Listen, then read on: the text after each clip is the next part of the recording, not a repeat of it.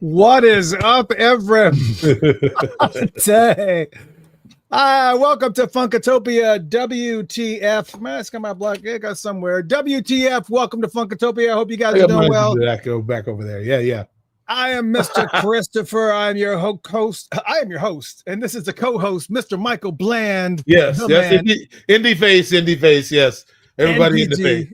NPG legend. Yes.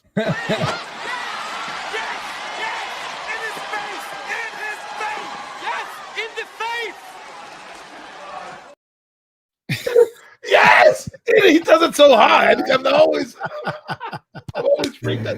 Yes, in the face. Look at him. That's Mr. Michael Bland over there. Look at him. Look at him. In my face. Yeah, in my face. Yeah, man. It's my face, man. Yeah, for those who are brand new to Funkatopia Live, you are here. You are here. Funkatopia Live's not endorsed, affiliated with Prince Paisley Park or the Prince Estate. We have nothing to do with them. All commentary here is just us talking. It's all rumor and conjecture unless you hear otherwise. Welcome to Funkatopia Live. I'm Mr. Christopher. This is Michael Bland, as we've already said. Please make sure you follow us on Facebook and subscribe on YouTube. So if you haven't done so, please do that clicking thing, whatever, subscribe, do whatever, blah, blah, blah, blah. The things we do. Man, how was your weekend, man? It was fantabulous, man. I had a gig up in St. Cloud, Minnesota with my band Urban Classic. We did the music of Earth, Wind, and Fire night up there. And I don't know about, quite a few people showed up, actually more than I expected. The band played great. The venue was real nice, strong crew. It was a great time had by all, man. I really can't complain. And then what did I do on Sunday? I think I watched TV and ate chicken wings. That's what I did. Oh, that sounds like that sounds amazing. So I sat in front of the TV watching college football all Saturday because my wife got pulled away to a thing that they were doing with Jaden and Color Guard. They were doing some competition or something, so she was gone all day. Okay. And then Sunday I went to the Falcons game and saw Mr. Terry Lewis at the Falcons game in downtown Atlanta. Someone said he lives here. I was just like, I don't know if he does. He doesn't. Maybe he does. I don't know. I don't know him. I don't know him personally, but yeah, there's a bunch of people there. If I had his money, I'd have many houses. That might be one place. He might be there in Buckhead somewhere, or you know. Yeah, there's a lot of people that live here. I mean, Atlanta's a big hub, not just for music. Not just for music, but for movies too. So if you're an actor or, this is a great place to be because it's way less expensive to live here than it is over in LA. Mm-hmm. And we have just as many movie studios as any place else. But man, I am so glad you guys are here tonight. We are going to have a lot of fun because, I have a lot of different little gadgets and trinkets and merch and whatnot of Prince that I've collected over the years. A lot that I've lost more than I've been able to hold on to. But tonight wanted to do a special show where we were going to be able to bring in somebody who was well versed in, I guess, Prince merchandise. We called it the Purple Artifact Show, and it's essentially marketing stuff gets dropped all the time, and given to record companies and whatnot. And it's kind of cool that some people actually hold on to that stuff, have managed to hold on to the stuff.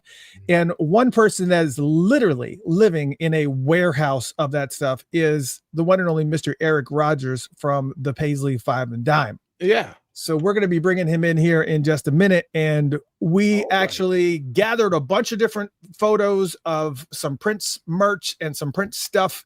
And I asked you guys to do the same on Facebook, and you guys dropped a bunch of stuff, including Prince's hairdresser, Kim Berry, actually dropped a sprinkling of some of the stuff in there. So we've got some stuff to showcase, and hey, we may actually show something that you actually possess.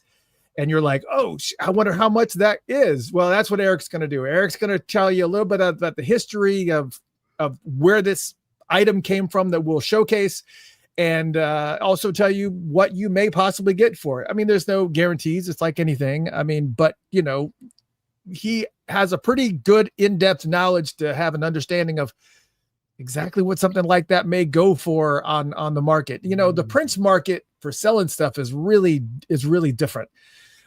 You've got different types of auction houses and different types of things, and you see the stuff on eBay that kind of pops up here and there. You know, but and I'll let Eric speak to this, but one of the things about the Paisley 5 and dime is that, you know, everything is guaranteed. Everything is, you know, made sure that it's legit. It's all, you know, it's a whole thing. So we're going to kind of let him talk a little bit about that as well. And, it's going to be a lot of fun. What's the, I was trying to think, should I include some pictures in this as well? Like, what do I have? And I think most of the stuff that I have is like sentimental, I can't even say that word, sentimental value. Yeah. All right. For the 2 tickets to Prince's last show, which I've showed before with the concert in Atlanta, which is that box, that window box over there. It's got his picture. That's also the picture of me and Kendrick Lamar over there to the left of that. But that is that's 2 tickets from Prince's final shows at the Fox Theater, along with the book and everything else. And you know, so I know, for instance, that ticket, just the paper ticket, has gone for like hundreds and hundreds of dollars, because people want to be able to have a ticket from his last show, which I thought was kind of crazy. I don't know if the value is still the same anymore, but I have both of the tickets from both of the shows and pretty much everything that they sold there, which is kind of disappointing, because it's not disappointing that I have that stuff, but the other things that I got, like the poster and the program and the mug that I got there at the concert, they started selling it at Paisley Park. And I was like, come on, man. It's just like, all of a sudden the value was just like toast. So, well, that's unfortunate. Yeah, it is. A lot of people talking over here, man, about, can we answer any questions? We got to keep moving. Yeah, no, we can. All right. Well, can we, who started? First off, I want to say, get well, Steve Mercer. He's in the ER today, apparently. He man. Commented at 6:55 p.m. He's watching from the emergency room, he said. All right, brother. Well, yeah, there you go. Yeah, we hope they patch you up and send you back out, man. See, our show was so incredible that they're just sitting there with tubes and shit coming out of them. They're just like, turn on YouTube. I can't miss it. Turn on YouTube. Fuckatopia Live is on. And thank you for your, he said, saw Michael Bland in April. So phenomenal. God bless you, Steve Mercer. CL at 6:55 asked, did Prince ever talk about his siblings or parents? Yeah, I mean, he talked about everybody all the time. But was it all positive? Well, I would say no. Don't say anything. I would say it wasn't all positive, but I mean, whose family's got all positive going on in it? Some people got some treacherous, you know. Hey, what's up, Huck? Hucky Austin in the house. What's up, big dog? All right. We see you. What's going on, Huck? We see you, but we see you, Huck. Rodney goes, let's get back to that ticket. Well, because here's, for those that don't know, and I'll publicly say it again, but he needs to publicly say his side, because he's only said it privately to me. And so, yeah, we're not, basically, if I die before him, Rodney, he gets that ticket. If that's, I didn't know you guys. I know what he was talking about. No. If he goes before me, I get an original pressing that he has of the Black Album. Wow. So, So anyways, I didn't know y'all was betting men's. I had no idea. What do they call it? All right, Rodney. Damn. They call it Death Watch or whatever it is. Deadpool. That's it. Yes. Deadpool. Oh man. Deadpool. Now he's giving you the eyes. He's yeah, giving these guys on. Yeah. All right. Well, just so you know, Rodney, until you publicly say it, that deal is null and void until you publicly say it somewhere. So, man, what's beef? So, we got beef here. No, it's not a beef. It's not a beef. But I'm not going to be holding up my end if that's not what's happening. So I need witnesses. Right. We need witnesses. My name's Bennett. Draws up contract. Y'all call an attorney. Yes. So, all right, let's get to the show. All right. It is the 8 o'clock hour. Yeah. Ladies and gentlemen, tonight we are pleased to have the one and only Eric Rogers from the Paisley 5 and Dime, because tonight we are going to be doing the Purple Artifact Show, kind of like the Antique Roadshow, but a Prince Purple version of it, where we're going to be showing you some rare and unusual items that happen to be out in the mix, some of which may be not that rare, that maybe somewhere you haven't. And I will go ahead and apologize to all you fine folks that are on Spotify and iHeartRadio and Odyssey and Apple Music and all that, blah, blah, blah, blah, because this is going to be a very, very visual show. I will try to be cognizant of that and remember to be a little bit more descriptive when we're showing a photo of something, so that you guys can kind of get a little bit of an envisioning of what it is. But without further ado, let me bring him in, the one, the only, Mr. Eric Rogers in the house. What's up, man? Right. Speaking of ER, yeah, hey, man. ER, what's going on, brother? Hey, man. What's up, Mike? What's up, Mike? That's a pretty hard, like, gangster name, man. Like, gangster rap name. ER. Yeah, I love listening to it. I'm not about to be rapping it. All right. Well, yeah, here is a question. Here is a question, though. Love say we're going to open up with one. Will we be able to purchase these items? Like, for instance, if anything that you showcase tonight, are there any plans for them to be auctioned in the near future, or potentially something that may pop up if somebody's going, oh, I got to have that? There are some of the items that have been presented that I've seen that people have sent me photos along with prices that they are wanting. So if there is an item that you're looking for, or an item that you see that you're interested in, I mean, you're more than welcome to reach out to me and ask if that particular item has a price. I would love to help out. But the person probably doesn't want me to disclose their name and all that on here. So, but I do a lot of stuff helping alumni, band members, associates, management, people that have worked in the circle that, they've found stuff in their closet and they don't want it anymore. And it's not trash worthy. This is stuff that's fantastic. The fans love it. So why would they just throw it away? But it's not a burden for them to keep carrying it from house to house when they move.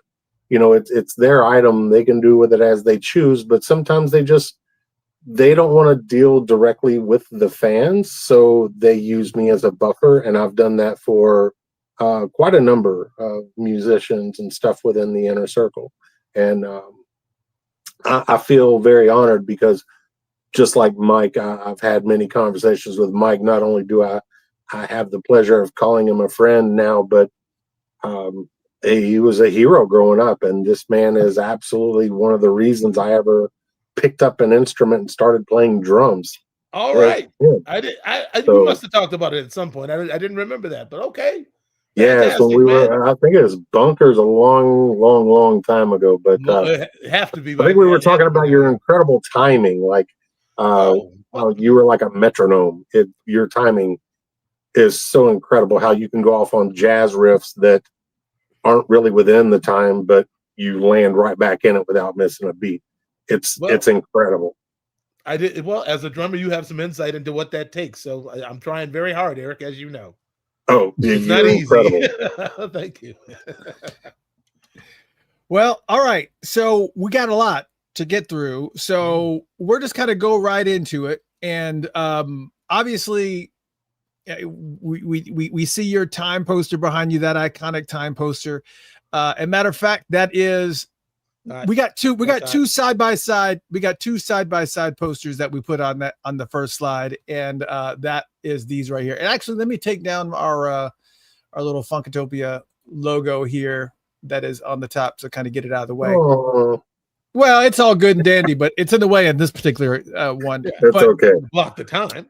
All right, so I have the Time Pandemonium poster, Yes.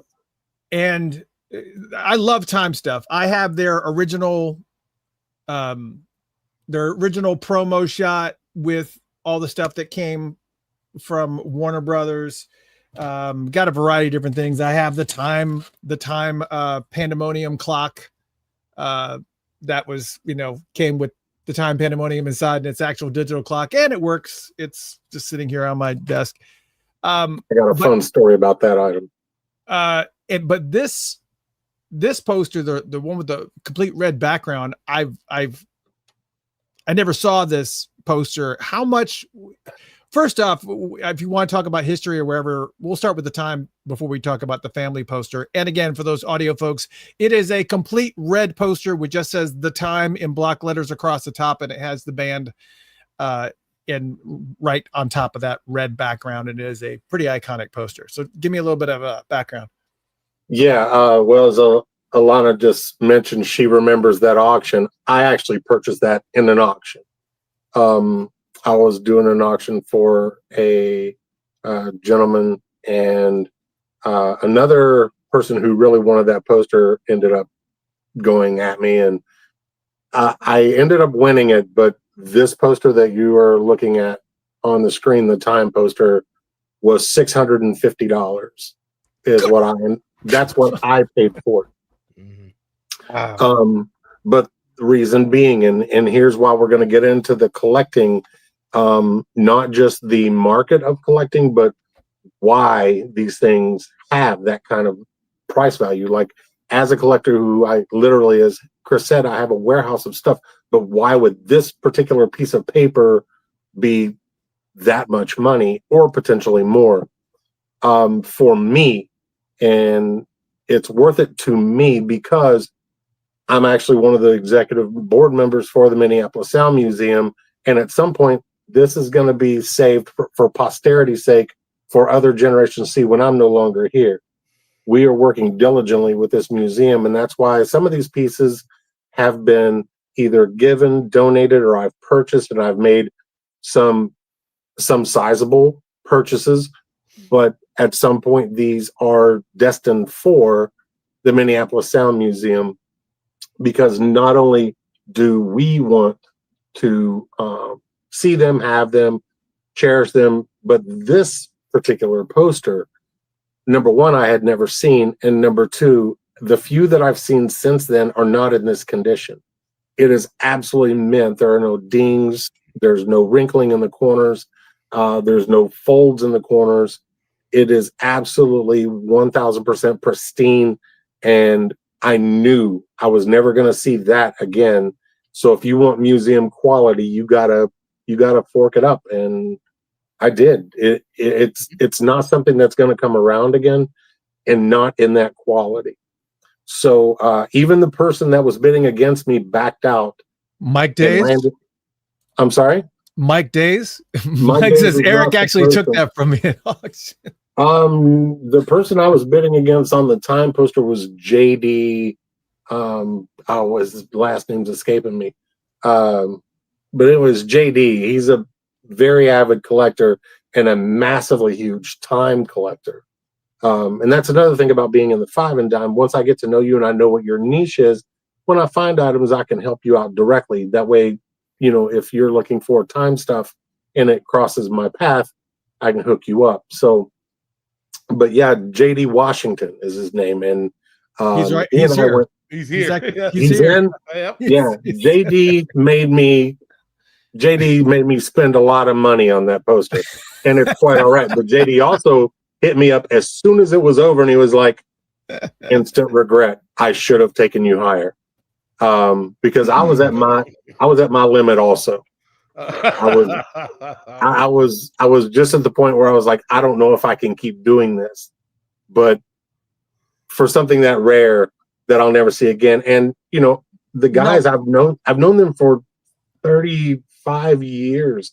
So once again, it's not only heroes of mine that I look up to, but it's also a museum piece. But I also I love and cherish these guys personally. So it had more than a dollar value to me. Sure. Wow. All right. So where was this auction taking place? I mean, if you weren't running that, was it just like an eBay auction? Is that what it was? No, I was actually on location in California. We were in Los Angeles doing this sale. Oh, yeah. Okay. I flew out there for a 3-day sale. So tell me about the family poster that's right next to it. And again, for your audio folks, it is a group shot of the family laying on a parquet floor.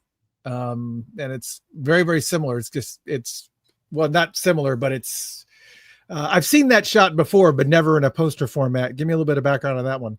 Okay. Well, I want to hit this really quick. Mike Day says, no, that was me for sure, which is super possible. Me and Mike Days have went head to head on several pieces also. Mike Days, very serious collector. And when he sees something he wants, he definitely goes in. Yeah, and he's saying, no, that was me for sure is what he was saying at 7:09. Yeah. Like he's positive he wanted it. Yeah. It may have been because I was so traumatized that I had to come up off that money. I could have forgot the name. I was pretty traumatized. I was afraid to tell my wife about that one. Ooh, I'd be afraid to tell your wife almost anything. Yeah. She looked like she can go. If she gets revved up, you're gonna get it. Mm-hmm. Oh, she ain't messing no business. So that's all right. But yeah, the family poster it's an original Paisley Park promo poster. So another thing to understand in collecting, the details is where the importance is. The Time poster is not just a poster. It is the one that was issued by Warner Brothers in 1981 to promote the album. So even if you took a photo of it and printed another one, it's still not the same thing. That is the one that was given out by Warner Brothers in 1981 to record stores to hang up. And they did. They hung them up. So all of them that are out in the world have staple holes, pin holes. They get torn down, discarded when they're finished. But those promotional items, if they survive and they go through any type of legacy building like the Time has, then they end up with a very sizable value at the end. The family poster also is a Paisley Park promo poster. You can tell if you look in the very tiny corners of it, it says Paisley Park, promotional use only, not for sale. And that those 3 words, not for sale, makes every collector have to go get it. Yeah. Yeah. So yeah, we're as collectors, we are absolutely drawn to anything that says not for sale. That's what we want. So yeah, I've got a lot of albums like that. Yeah. It's very rare. The family poster is very rare, and I usually see them go in the range of about between $200 to $400, somewhere in there. And they are rare enough that even the members of the band didn't even have them. So just recently, I was able to acquire one from somebody that's in this group right now. And I had ended up selling it to one of the members that is laying on the floor. They don't want to be disclosed, I'm sure, but for the same price, I just made sure that I acquired it for them, and it's now in their possession, hanging on their wall. So not only do I help them sell, I also help them get their own stuff back. I've helped other members get some of their studio tapes back too. Gotcha.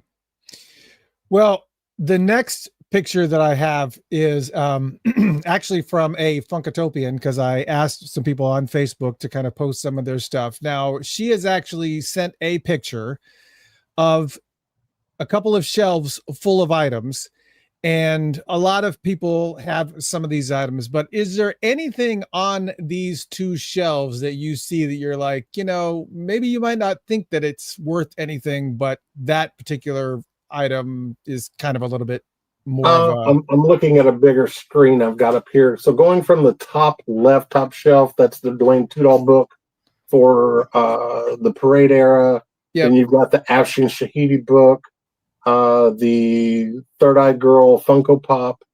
Looks like the Around the World in a Day Funko Pop in the middle is sitting on a Prince book. Yeah, the most beautiful. Yeah, a lot of book. Yeah, I see a lot of stuff on there that that we've seen before, but some of those here's some interesting things. There's a couple things that I've seen on here. Obviously, we see some homemade stuff there as well. But those two comic books on the second shelf, there is a I guess that's the Thieves in the Temple. I don't remember what the title of that comic book was. That's on the left hand side. Three Chains of Gold, and Three Chains of Gold.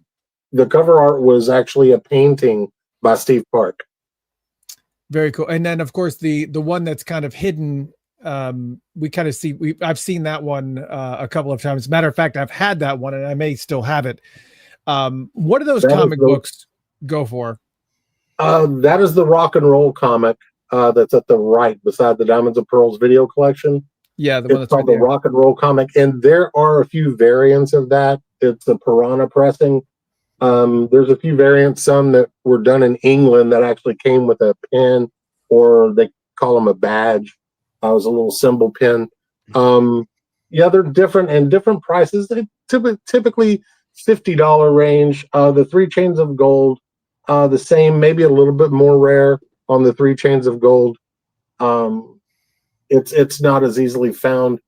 But while we're here, that's one of the things I wanted to let everyone know is price is super subjective, and it is a moving target by the hour. So just saying that something has a $200 value today, by 10 o'clock tonight it could change. Something that could happen, anything in the world that could happen that alters that, changes the trajectory. And with that, I've kind of, what I don't want people to do is think that I'm evading or not giving direct answers on value. I will tell you whether it is rare or common, but there's like a 10-step that I've kind of laid out for people to really understand. Like number 11 would be like handmade items, anything that is made by someone else that's not an official item.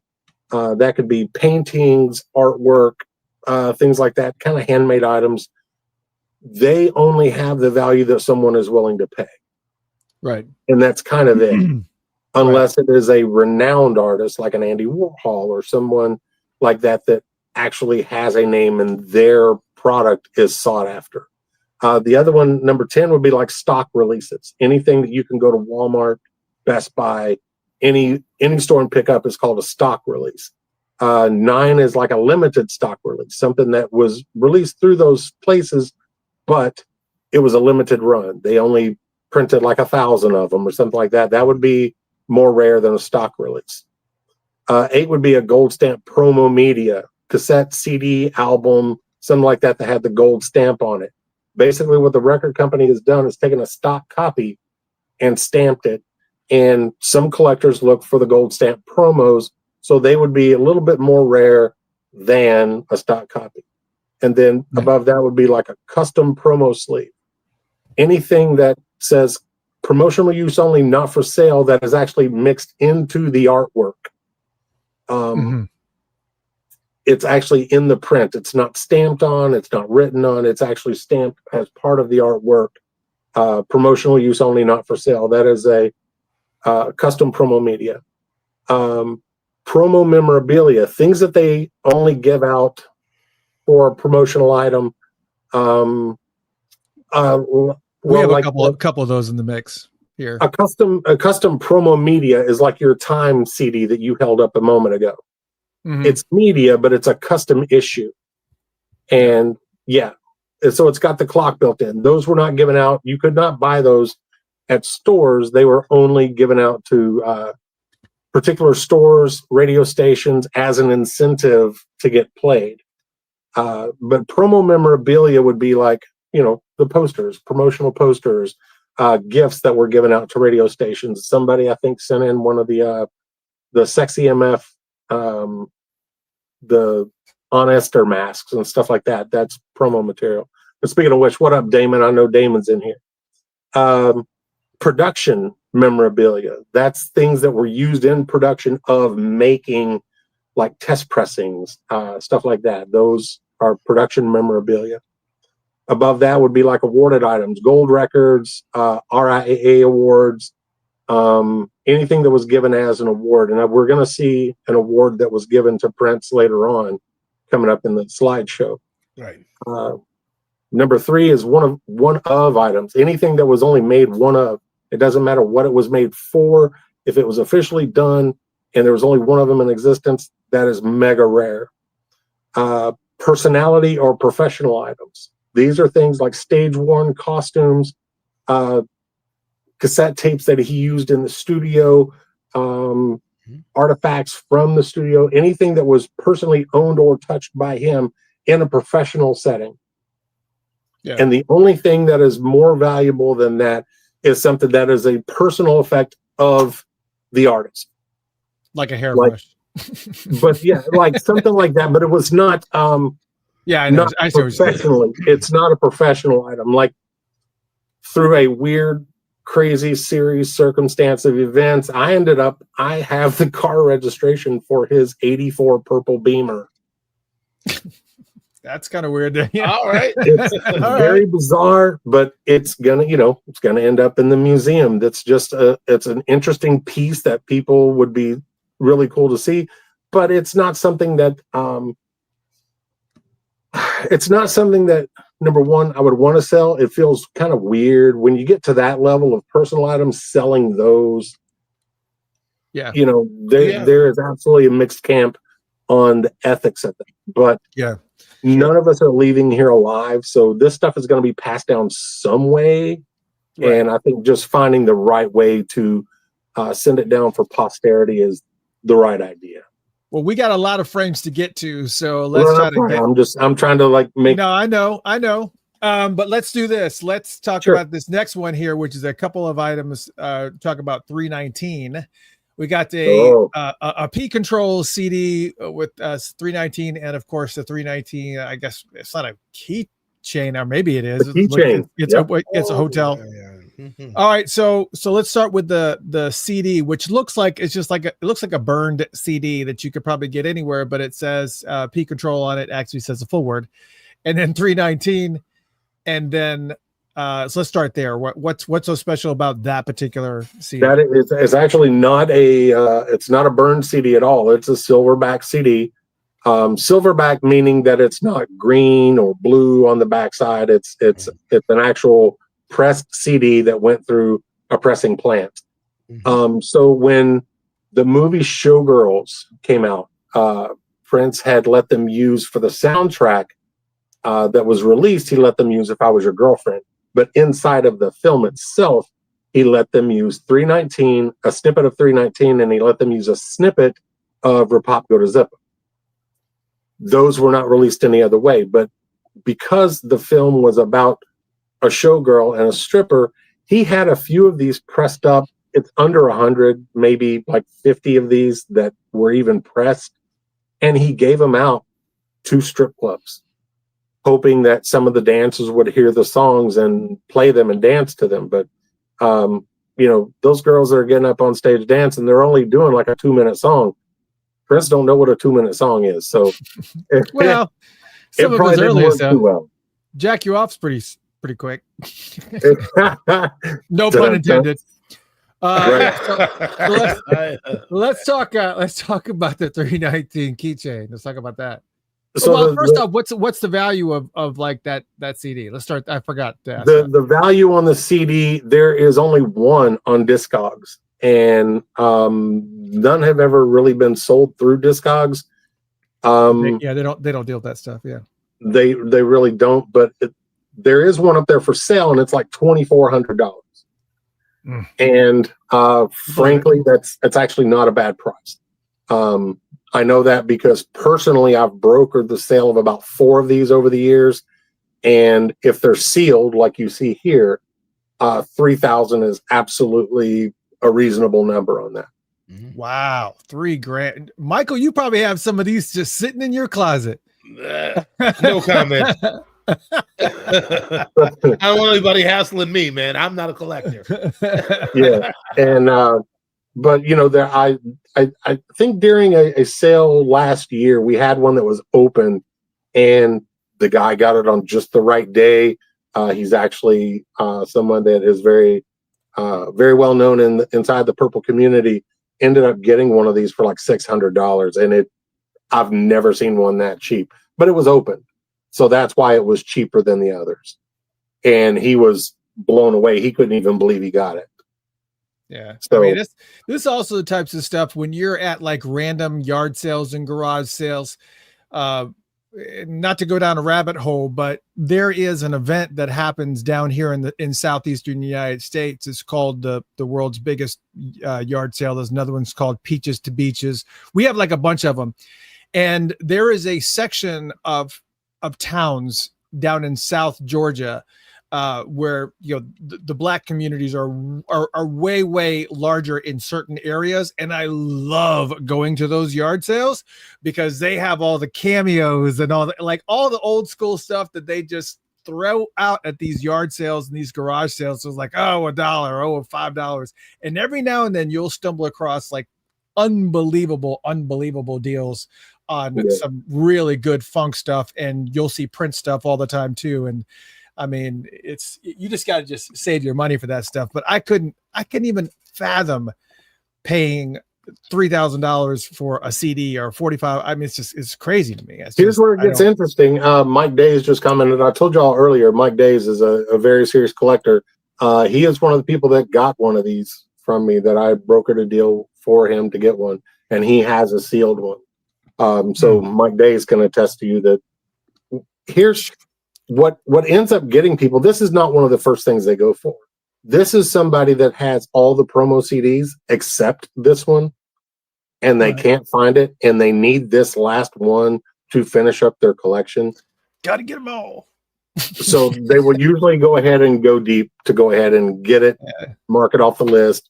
So that's usually, and they do get that number. They do get it. So that's crazy. All right, so the 319 keychain. That's the 319 keychain was sold through the MPG store.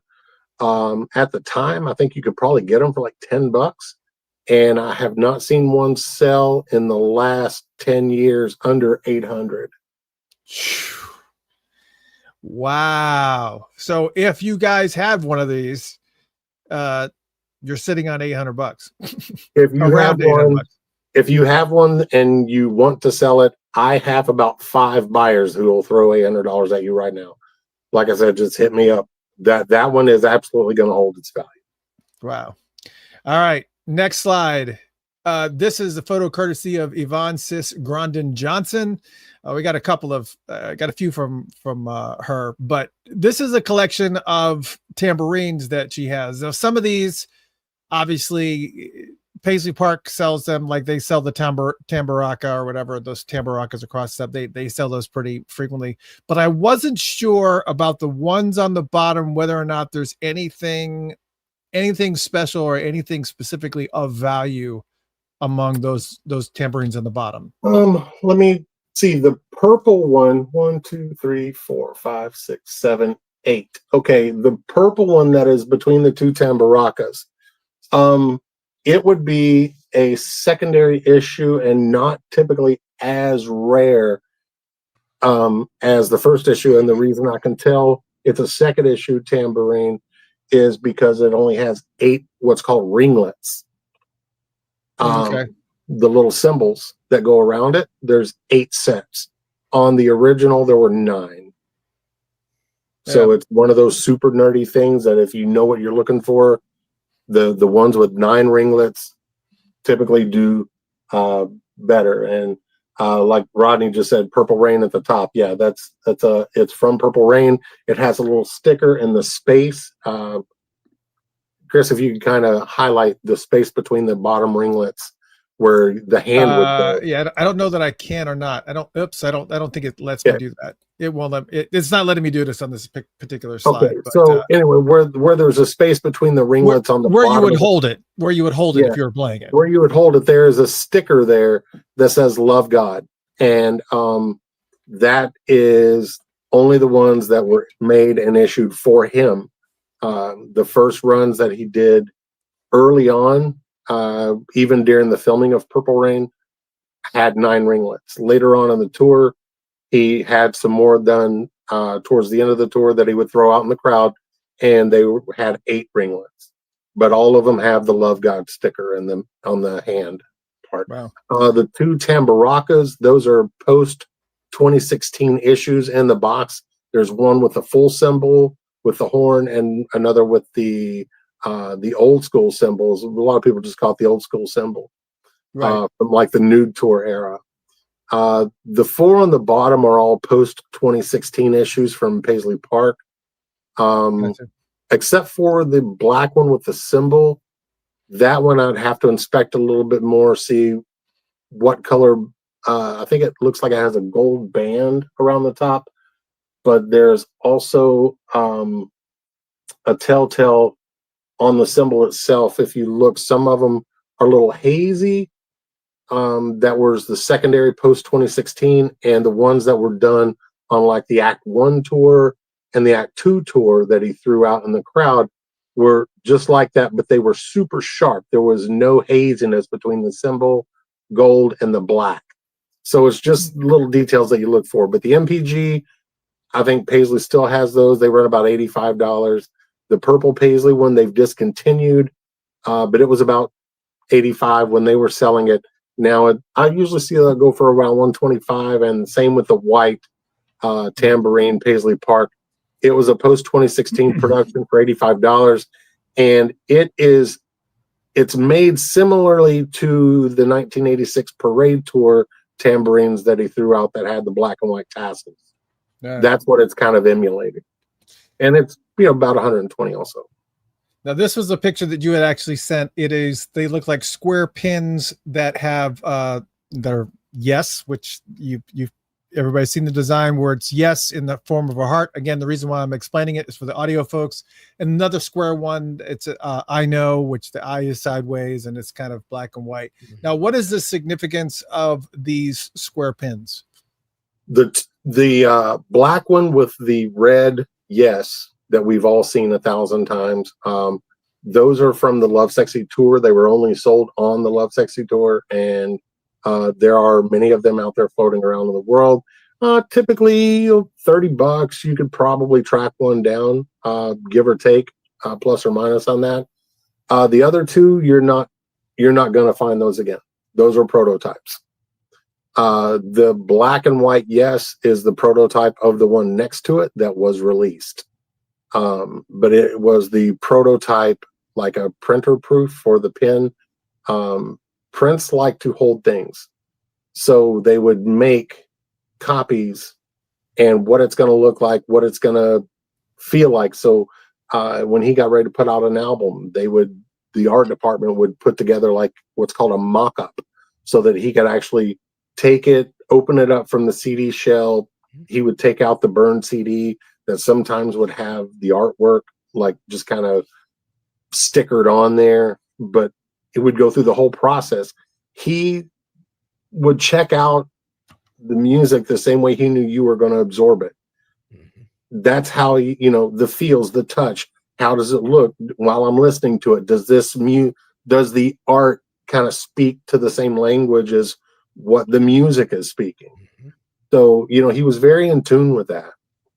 And so they would do these mock-ups, and the pen, the I Know pen, is a prototype that was never made. It was never issued. It's weird. I can tell by looking at it that he probably went, nah. Yeah. It's is there any significance? I saw somebody ask, is that Prince's round black button? Is there significance in that button that's right there in that photo? That button is also from the art department. If you see the teal material that's just above the pen, yes, that is his I Know shirt that he has been photographed in. And that is one of the buttons that were on his Love Sexy outfits. Man, there is a teal button also. It's just not photographed. But the larger teal button and the black buttons along with the prototype buttons. And in the same display case, the heart bracelet that had the padding on the back. Mm-hmm. His had a padding on the back so it didn't, scuff up his arms and stuff. But the padding on this one is pretty worn out because it got a lot of use. And I've got a friend with the I Know shirt. But yeah. All right. So the next one is intriguing to me. It is actually from a Funkatopian named Beth Litt.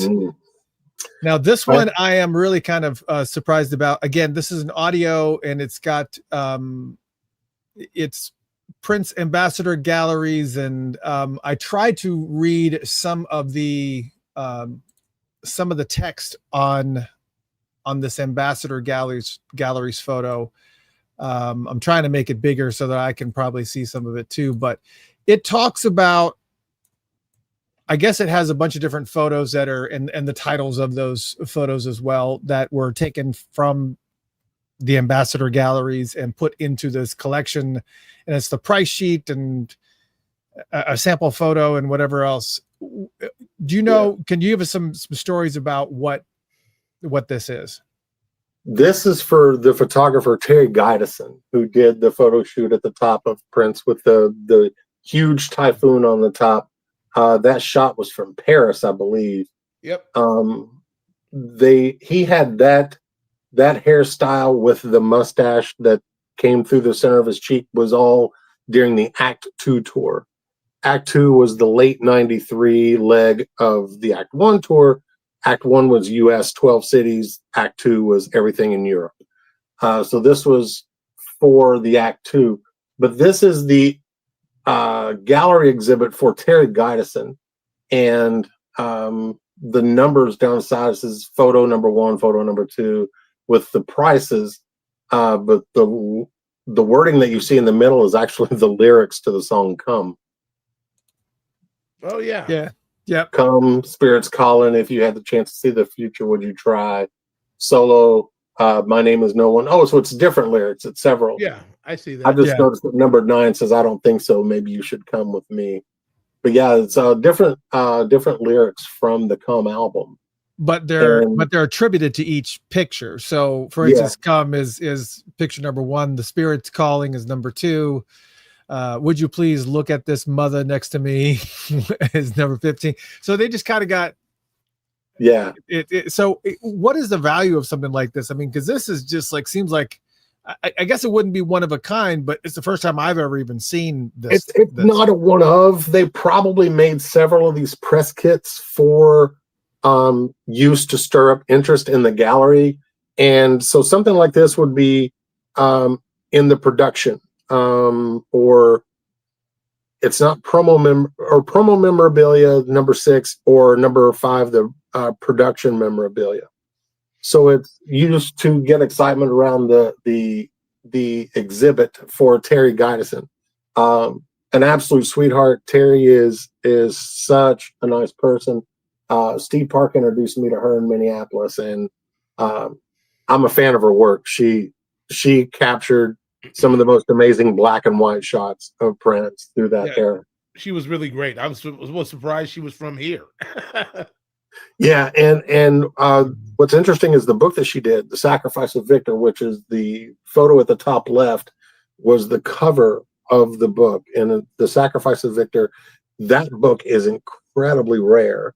And if you can find it for under $700 hardback, you should grab it immediately. It's going to be a few $100s for a softback. But there was even one promotional hardback that had a different cover with an embossed cover, and it's probably a few $1,000s if you can find one. I've only been able to put my hands on one time, but it was not one that was for sale. So, but yeah, like Rodney says, it depends on how many are still in existence. So this promo kit, for somebody that likes to collect everything, this is going to be something that they would absolutely want to get. And if they're willing to go, $1,000, it could be $1,000. But if they're only willing to pay $200, this is one of those items. It's going to depend on the collector, on the buyer, not the seller, if that makes sense. When it's music involved, media can usually have a more defined price, because that's something that the global market is always seeking, is his music. When you get into production, one of a kinds, things like this, press kits, it's more the collector genre that you're going to be having as your buying pool. It's a very complex thing, and like I said, it's always a moving target. So I'm sorry if it feels like I'm being vague, but it really does move a lot. Something like this with the right person could get 500, but if you needed to do like a quick sell, I don't see any reason why a bottom number would be like 150. I wouldn't take less than 150 for it. All right. And I can't read the name on the bottom of it above the phone number. We can't hear your mic, Chris. Oh, sorry. I have that time poster that you have behind you with the red background or whatever. I have that original promo picture with the pages and the bio that Warner Brothers sent out, and there was something else they sent out with it too. But I have that entire package, press kit, the whole entire press kit, and I was actually surprised. I went on eBay, and it wasn't like a whole bunch. It just kind of floating out there. But I think that would be like one of the items that you're talking about, where it's a media thing. They were out there, but you just don't really know how many there are in existence. But I had never seen that promo kit, the press kit, so I was just like, I'm gonna pick it up. And I used to collect press kit stuff all the time because I just think they're really cool. But we lived really, really close. When I lived in downtown Atlanta, I lived really, really close to the distribution center for MCA. And I used to walk by there at least once a week and go into the office, and the guy knew me, and he goes, "Hey, you want some press kit photos?" I was like, "Yeah." And he would always give me really cool press kit photos, and that box got destroyed. Yeah, well, anyways, but those are really, really cool types of items to have. More sentimental value for anything else, but I think if you put it on the eBay, it would probably be something reasonable. And before we go any further, and I want to go through these a lot quicker than we are, but what I do want to say is, a lot of people have been asking, how do they get to your auction? How do they find you? If you can send me a link, like just copy and paste a link to an email, I will set up a quick link on funkatopia.com/510 for 5 and dime, so that people can get to it quicker instead of having to remember a long URL. So if whatever you send me, just know I will set it up at funkatopia.com/510, and then that will take you right to Eric's page, and that way you don't have to remember along whatever. I just set a link in the comment section that people should be able to just click on that and go straight to it. Okay, that's great too. Not to take away, but the page is locked down. It's a private page, so just accessing it without an invitation can be difficult sometimes. Yeah, so I think you only see it on. Okay, yeah, I'll find it, and I'll make sure that I put it out there. Or they can message me directly, and I'll get them in. So, right. Well, what I'll do is I'll just it doesn't matter. If they're listening, funkatopia.com/510, because they won't see this chat history. Yeah. All right. The next one I had on here was a Prince Sign of the Times watch. Looks like one of those. It looks like a very, very cheap watch, obviously, but there's some rarity to this, and I'm sure you're going to give me some stories. Yeah, there were 2 of these issued back in 1987. So 1987, there was a peach Sign of the Times watch and a black Sign of the Times watch. They were only issued as a promotional item. This would be under the category promotional memorabilia. These were things that were given out. They're not media because they're not playable, so it'd be promotional memorabilia. This was given to me as a gift from my wife. Back when we first were dating, she found one, and I didn't have it. I still don't have the black one, so if any listeners have the black one, hit me up. You have a buyer. Wow, very, very cool. So yeah, the peach one, they're very rare. Most people have not even seen them. And then this is sent photo courtesy of Wendy Pardike.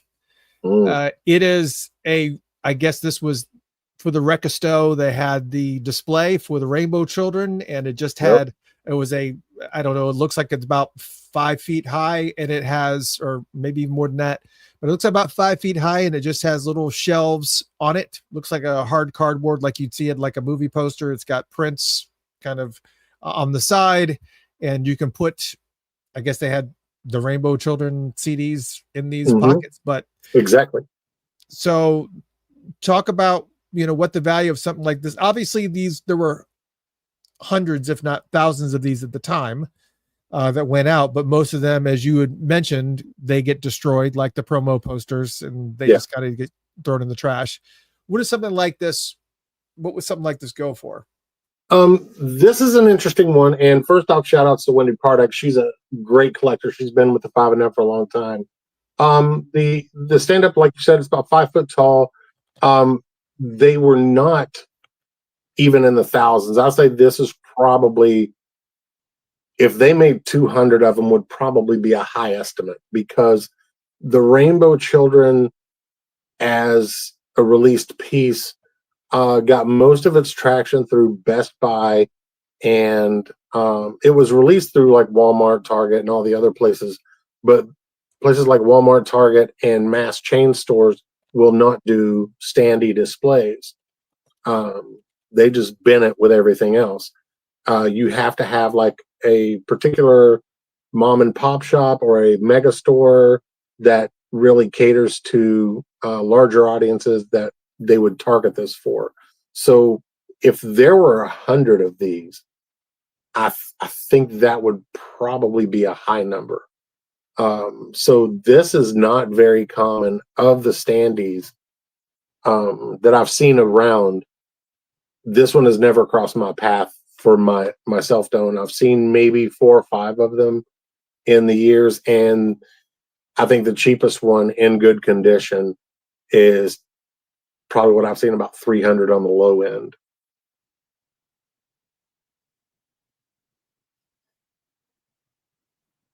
And somebody could go higher. Chris, we can't hear your mic. Well, I keep on doing, because when I'm typing, I don't want you guys to have to hear the clackety clackety clack clack. Yeah. I put it on mute while I was eating my crackers. I put it on mute. What'd you call me?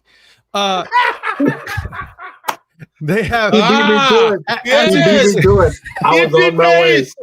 Indie face. All right. As you can see on the bottom, we have the scroll. It says, want to join the Paisley 5 and Dime auction page. And I set up the link. You can just go to funkatopia.com/510. So it's officially across the bottom now. And I went ahead and grabbed the link.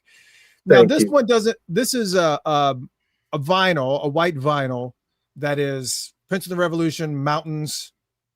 And if I saw this, like, even if I was flipping through, I'd be like, yeah, I kind of like that. If I was like maybe at one of these, I don't know, the garage type of sales or the flea markets or whatever, and I happen to see this, if it was too much, I probably wouldn't get this. But apparently, if you've got a picture of it, it must be worth a little bit of something.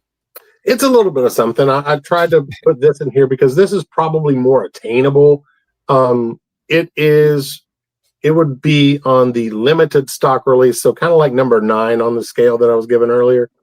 It is a stock release, but it was a limited stock release. It is a 10-inch white vinyl. They only did this 10-inch. This was the only 10-inch that Prince released. So the sleeve is a poly clear sleeve that has Prince and the Revolution red lettering down the side and mountains in red lettering across the top with a sticker. The reason I wanted to include this one, because this is what kind of restarted me. I never could afford this when I was a collector in college.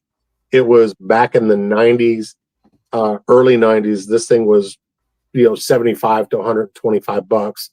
And, for a broke ass college student, that was way out of my league. I couldn't do it. And then mid 90s, I sold my entire collection when I started having kids. And then 2012, I was in St. Louis and I flipped through vintage vinyl. This was in the shelf for $9.99.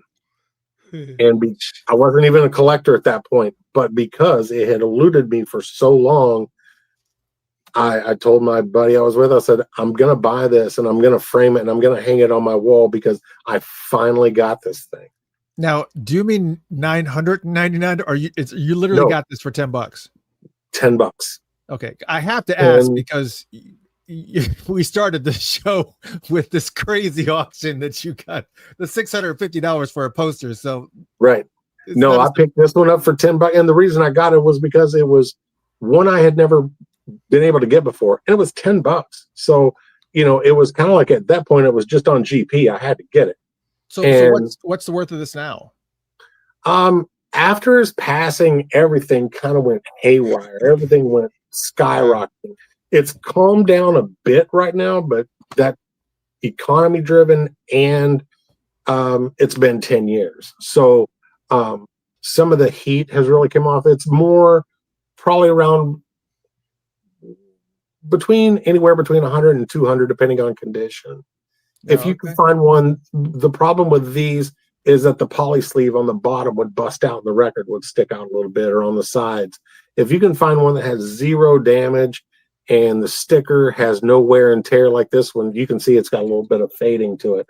If you can find one that with no fading, no rips in the poly sleeve, and they're asking 200, I would say you should grab it. So what is the of some of these? Like, I have the symbol album of Sexy MF. Is this one? Yeah. It's obviously it's shaped like it's shaped like the love symbol, but it's Sexy MF. Yeah. Is this one a rare one, or is it easier to find? It would be same as number 9. It's same as this Mountains. It's a limited stock release. So it was released as a standard release, but it was a limited run. Those are called shaped picture disc. And it's not just the round record, it's actually in the shape of, but it does play on both sides. That's Sexy MF on the A side and Strolling on the B side, if I'm not mistaken. You are correct. The shaped picture disc, that one is one that was popular because people really love that symbol spinning around on the record player. It was a cool shaped picture disc, and I'd say anywhere between 75 to 175, depending on condition. Yeah, that's cool. I think I got it for, I'm not going to tell you where I got it, but I didn't pay that much, so that's good.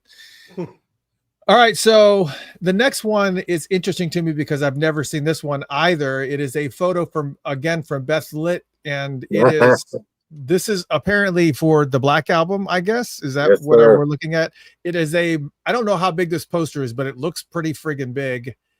What is this, like the standard size of a standard poster? Is this what we're looking at? And essentially, for those audio folks, it is literally just a black poster with a 1.5 inch white trim around it, and then in the corner it does say Prince, and then it says Warner Brothers something in small lettering down.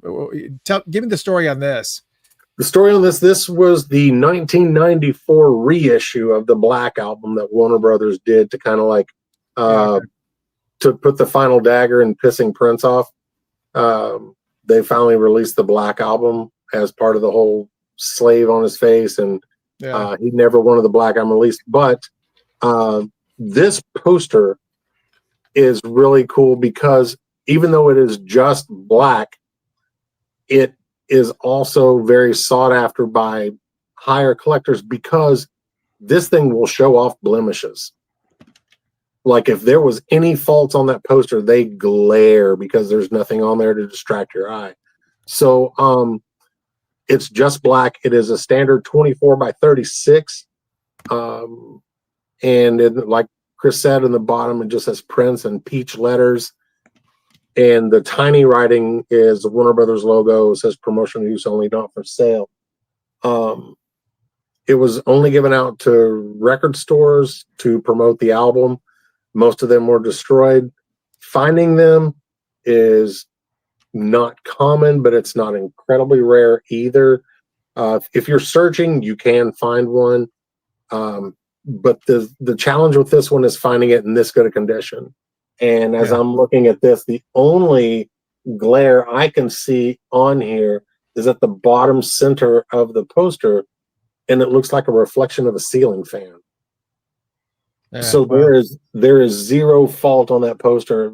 being in that good a condition, I'd say that's easily a couple $100, and you would have no problem getting it because of condition.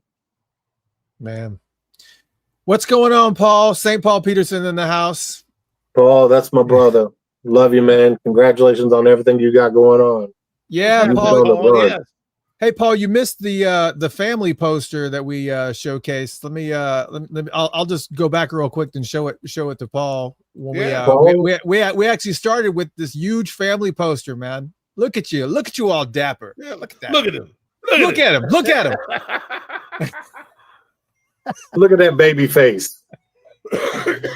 So what's interesting is I contacted Paul when that crossed my path, and I told him, I said, hey, I know you like to get some of this stuff to sell at your shows, to autograph and stuff like that. So would you be interested in getting these?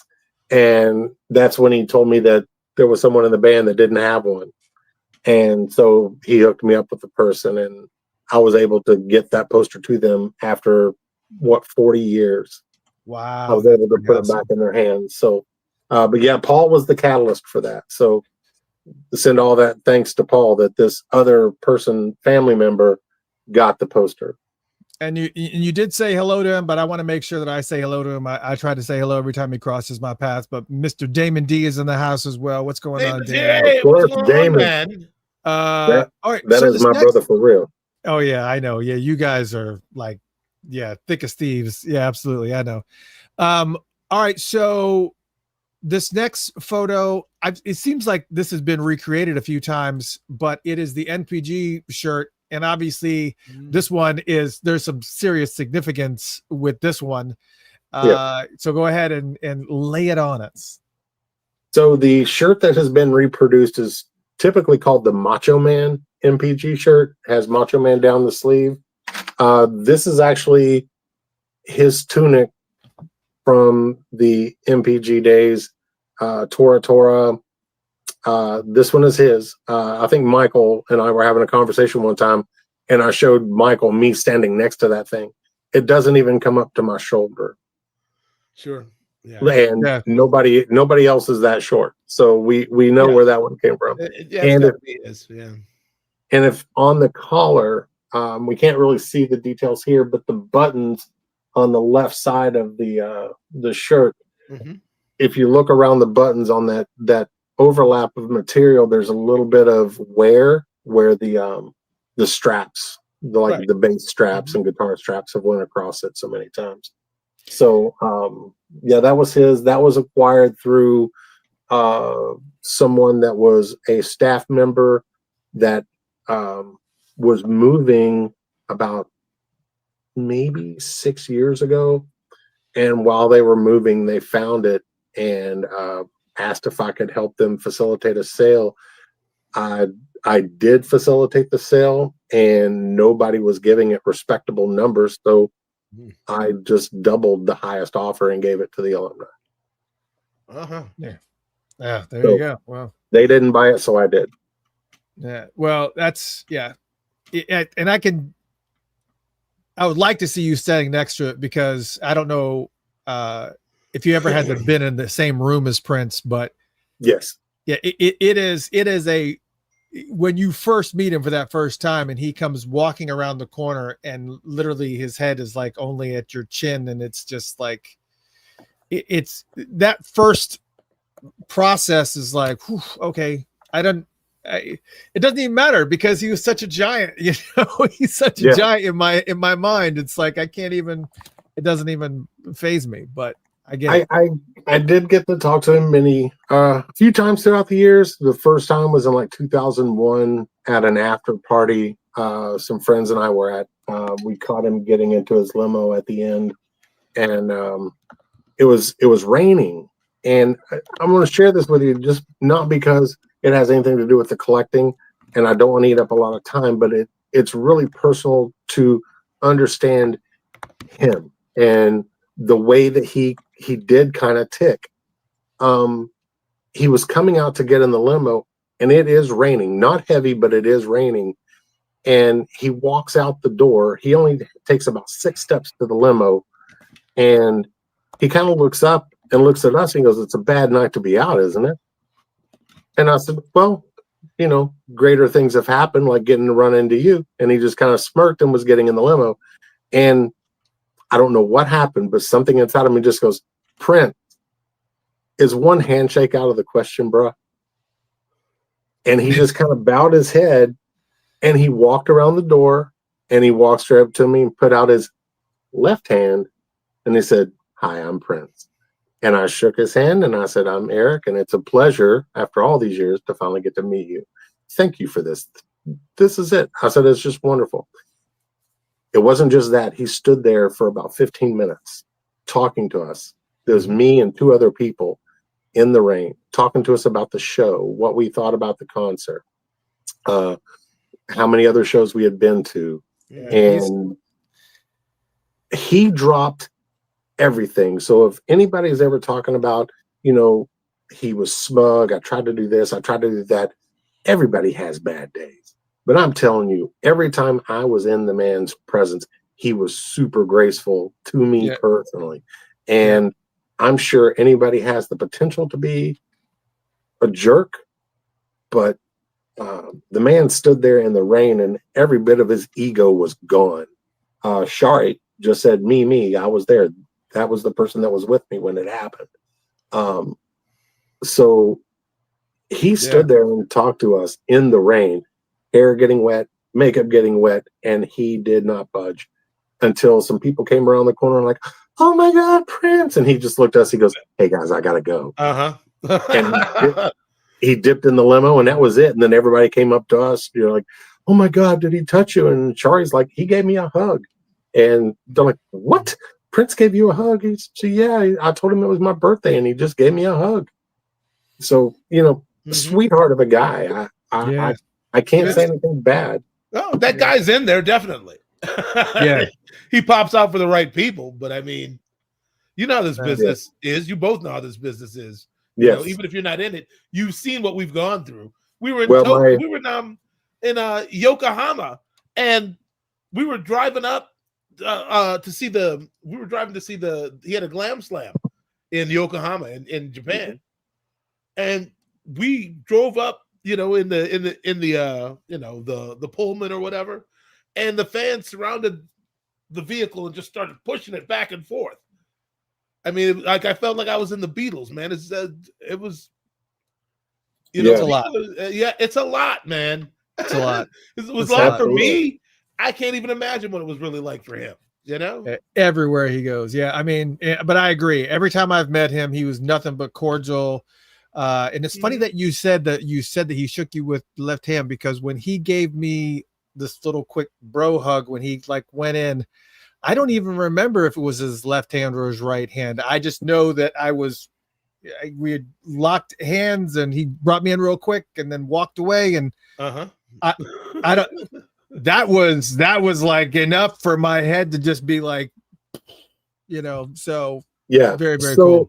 Well, Shari just pointed out it was June 21st, 2001. I said 02, but it was 2001.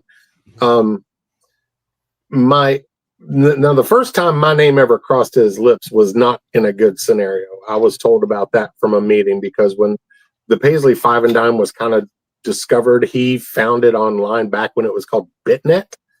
And he was in his boardroom because I had been talking about a recording that I had of the Chicago show from April '93.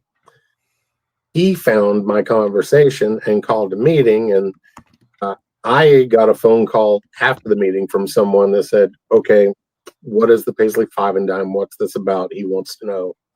And so they thought I was selling bootlegs and they were coming after me. But once we kind of cleared the air and I let them know that we only do official stuff, then it became question after question after question about, well, how do you sell my stuff? And I was like, well, there's a market out there for your specific stuff. And it was about 3 months later, after phone calls and everything, I got a phone call that he wants you to move to Minneapolis and run a store. He wants to open up his own store. And I was not able to move at the time, being a full-time college student, but I did assist with helping any way I could. And they ended up opening the MPG store in Uptown. That would have been cool. That would have been cool, So, even if it was just for a part-time thing. Well, I wish I could have moved 800 miles for a part-time thing, but that's him changing his mind is why I didn't move. Yeah, there you go. Well, so anyway, sorry about that. That's all right. It kind of adds a little bit of background to you, and where some of your knowledge comes from some of this stuff. And this next one, I had to turn it sideways. Apologies for the person that posted it, but I had to turn it sideways because I needed to make it bigger. And it was a cane. This is from Michelle Bloom. It was a lot of reflection on the glass, but apparently this is his cane. I don't know if there's any way that you can look at it and even verify whether it was his actual cane or not. But it was. I've seen this cane. I know Michelle and her husband Greg, great collectors, and yeah, I've seen this firsthand, and it is legit. They bought this through not one of my auctions. They bought this through like an R&R type auction. Gotcha. But yeah, it's legit, and it was his. Everything. That's awesome. Yeah, I mean, some of the stuff that he's actually touched before is just unbelievable. All right, now, so we're going to go and get into this one that we kind of talked about a little bit before. I know this one's going to take some extra explanations and whatnot. I actually have 4 frames to kind of cover it, but again, I don't want to spend like an inordinate amount of time on it. But let's start by looking at this. I don't even know what this is. It is for audio folks. It is a red box that's got like a glass see-through top, and this is the one that you said was given to him for the emancipation from the VH1 Honors, I guess, and across the bottom. 94. It was pre-emancipation. Oh, okay, pre-emancipation. Yeah, it just said, oh, yeah, I just saw the emancipation thing on the top. Sorry. And then it says celebrating music that matters across. It's etched on top of the glass or whatever. And I guess there's some other etching things that I can't really see that well. But explain what we're looking at here as far as what this is. In 94, this is the year that Kirstie Alley introduced him. And he did Endorphin Machine. But this was a gift that was given to the artists that were receiving the VH1 honor that night. And the ball that's in the middle, it's a clear marble that rests in the middle, but it will move around if you tilt it. It's almost like a game piece. And then in 2 corners, if you look under the 26, you'll see this little round ball. There are 2 of those, and they're in each corner. So I guess the object of this little handheld game is to find your center and get the 2 little balls in the corners, and then to get the big clear ball in the middle. And that is like a centering. But this was given with the inscription of each artist. I think Bonnie Raitt, Garth Brooks were some of the other honorees that night. And if you notice Prince's, he was not going by his name, he was going by the symbol, so they actually had to use hand, and his name was etched as a symbol under by hand, whereas the other ones were put in there with like a calligraphy pen. Yeah, that was a gift that was given to the honorees. So the only people that have these are the honorees from that night, like Garth Brooks. And I actually zoomed in on the VH1 honors thing that was included. And for those not able to view, it says, so like suddenly it's my job to save the whole world, in big bold lettings across the top. And then it has a bunch of verbiage underneath. I don't know what the inspiration for some of this verbiage is or who came up with it. It sounds so very Prince-like, but at the same moment, it doesn't. But it says, point taken, you're right. The hours are lousy, the pay stinks, and most of the place isn't even wired for cable. But if you tackle just a tiny sliver of it and make a difference in even a small way for an hour, a moment, it's funny how the world shrinks to a more comfortable size. Feels a little more right.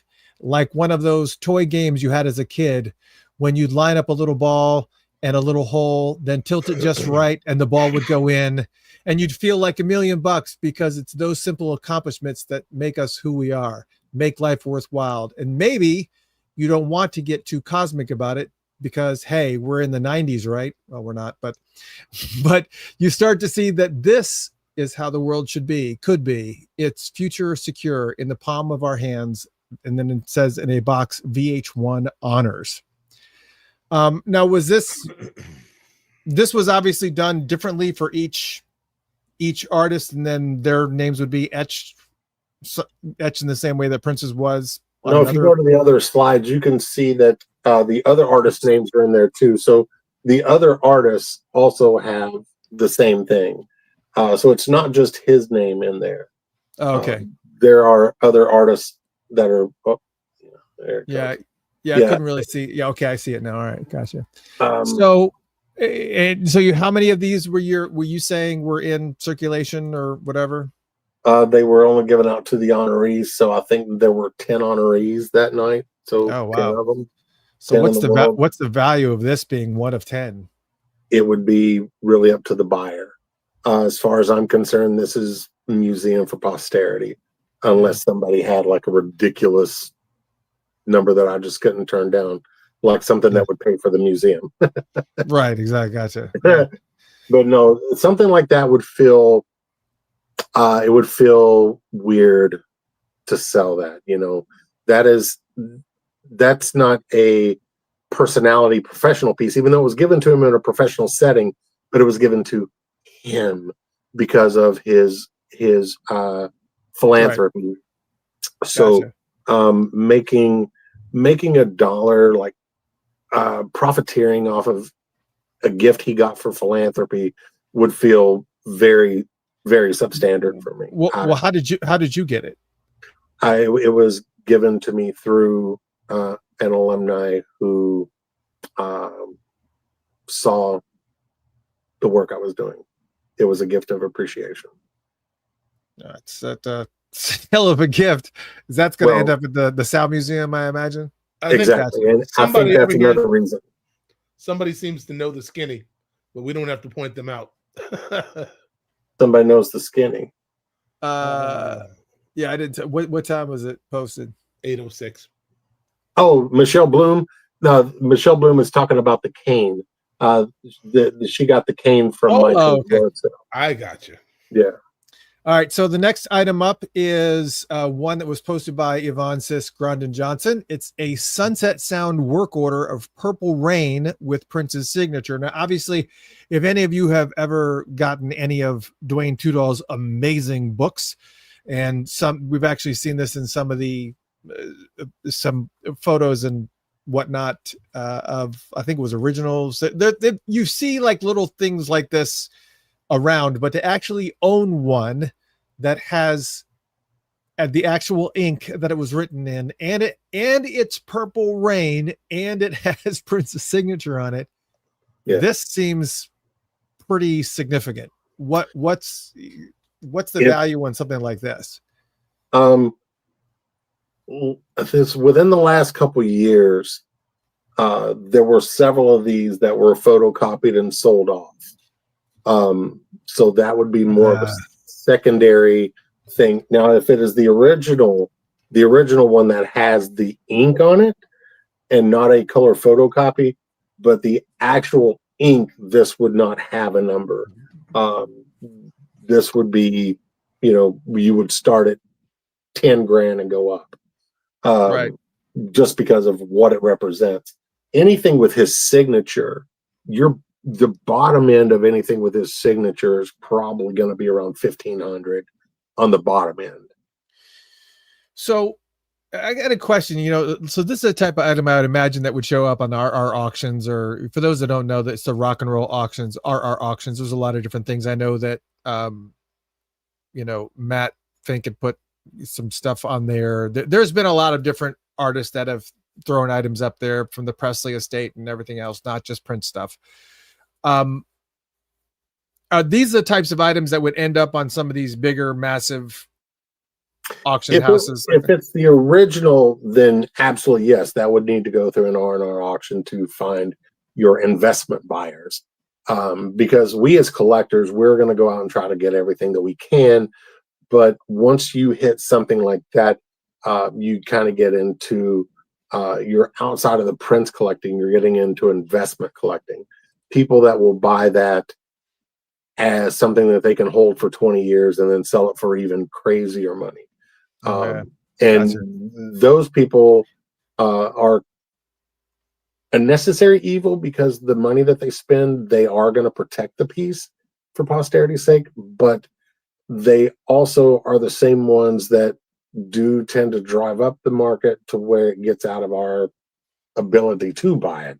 So it is a good and a bad on both sides for the investment buyers. Gotcha. But they made a bunch of those. So unless the person that posted the picture, unless they paid somewhere in the $10,000 plus neighborhood, it's probably a photocopy. Yeah. All right. So it's already, we've already gone an hour and 15. So we're going to have to blaze through some of these, but this is okay because this one segment is the music segment. We got lots of vinyl in here. So let's just we'll make little quick hits and just kind of say what this is and what it probably goes for and about how many are in your knowledge is in production or whatever. We'll start with this one right here. Gotta Stop Messing About on one side and Uptown and Head on the other. What is the warning sticker too is pretty awesome. I just noticed that. Yeah, the warning sticker is pretty cool. I acquired this one. This particular copy I got from the person who was the DJ at First Avenue. It's from their personal crate. So this one was actually used and played at First Avenue. So the sentimental reasons for me are why it means so much to me. This is Gotta Stop Messing About was a B-side, and the fact that he released it as an independent standalone single was pretty cool, but not a lot of these were made. It was almost like an afterthought, but it is a stock release. It was released as a standard release, but it just didn't have a very large run. So because of its age, because of its own history, this is probably a few $100 easily. And Vibe magazine, this was posted by J. David Silva. That's my buddy from the Electric Vibe. So autographed by all the members of the MPG, including yours truly, Mr. Michael Bland. You will notice under Prince's chin, there is one signature that is not in black. That is the symbol. During this era, he was not signing his name. He was signing with the symbol. And because it's not just a standard block symbol, it's a squiggly symbol. So that tells me this was probably one of the occasions where he was signing as Tora with the mask and everything through MPG. Because when he did the autograph session at Turtles in Atlanta, Michael, you probably remember this. He didn't sign anything, but he just did the circle with the line. He did the old school symbol. As it progressed, he would not do anything personal. One person asked him for a personal autograph, so he took it back and he put a ... smiley inside the circle on the symbol. That was as personal as he got. Is this the place did we play like a set at that place? Yes. Yeah. You all did about a 3 or 4 song set inside of Turtles Rhythm and Views in Atlanta. He was trying to get everybody to clean up Sexy MF because there was a bunch of kids at the thing. Like, come on, grown folks, so don't say it. And they were hollering it louder. Prince fans are some freaks, man. He's trying to make it palpable. He's like, no, we got babies in here. Don't say it. And they're yelling harder. I'm like, look at you. Yeah, buddy of mine was at that. He was at that show, and I think it was Tommy kind of tipped him off. Everybody was leaving, and Tommy just kind of leaned in and said, "Stick around." And so my buddy was like, "Gotcha." So he just went over to the corner of the store and waited till everybody left. But I mean, to have the MPG playing in the middle of a store for 50 people, how incredible! But this particular, I'm sorry, Chris, I'm gonna speed it up. This particular autograph, because it has the squiggly line on the symbol. This was a Tora Tora autograph. The Tora Tora autographs are probably some of the harder ones to get outside of his signature. His signature does go in phases. If you can find one that says P, the P88, that's one thing. But finding the full Prince, that's kind of another thing. Finding one where he signed his full name, Prince Rogers Nelson, that's a whole new level. And then finding one where he signed as the symbol is yet another level. Because he was very, very leery of autographs at that time. But they do exist. They do exist. If you can find something from 94 through 99 where he actually signed his name as Prince, those are incredibly rare. And this photo was courtesy of J. David Silva, who happens to be in the audience here. And he says, yes, this was signed for me at Tower Records in New York City. Was it for a Tora Tora appearance? Or was it for... No, I don't think so. I remember going to Tower. The Tower, like, they gave us a shopping spree at the end of that end store. It was incredible. I mean... Nice. Yeah, what kind of shopping spree? How much were you allowed to spend? And that was the thing, is that Karen Lee, Prince's publicist at the time, sometimes she went with us on some of these junkets and whatnot. She was like, okay, y'all. She was trying to explain to us, like, don't get greedy, all right? But, and so we go right to the box sets. I got like a T-Rex box set. I got like a Miles Davis Cooking at the Plug nickel box set. And she just, she mean mugging. Oh, no, put that back. She mommed us a little bit, but that's all right. Because you get a Tower Records, you get excited because they have everything, Yeah, they got everything. Yeah. All right. We needed some restraint. She was the restraint that day. Yeah. JD says it was July 12th, 1994, after the Today Show appearance. Okay. Very good. Okay. And yeah, you know what? That would absolutely make sense with the gold pin too, then. So yeah, got it. All right. The next album on the mix is Prince Sexuality with Controversy on the Other Side. It's a maxi single. It looks like that's a Denmark. Is that 10,90? I don't know the currency or whatever, but that's seems to be what that is. Dutch mark. Yeah, Dutch 12-inch of Sexuality. Wow. It did not released in the US like that. So God bless him. He was letting his cheeks out that far back. See the Get Off footage on MTV. Like that was nothing. He was that's side cheek right there. We got some side cheek. That's like worse than side boob. In a way. That depends on who you ask. Yeah, it depends on who you ask. Yeah, right. Moving on. Yeah, it's okay. Yeah. Moving. Don't let Chris talk anymore. This is a Party Man pressing. I guess it's got the Purple Party Mix on one side and Party Man Music Mix on the other. I guess pressed on August 19th in 1989 from Master Disc. Just I do a little real quick story on this, and what would something like this go for? This is what it's referred to as a master disc, and these are the ones when they would make the masters. Let's see, what's the best way to explain this? The master tape gets to the manufacturer that's going to press everything up on vinyl.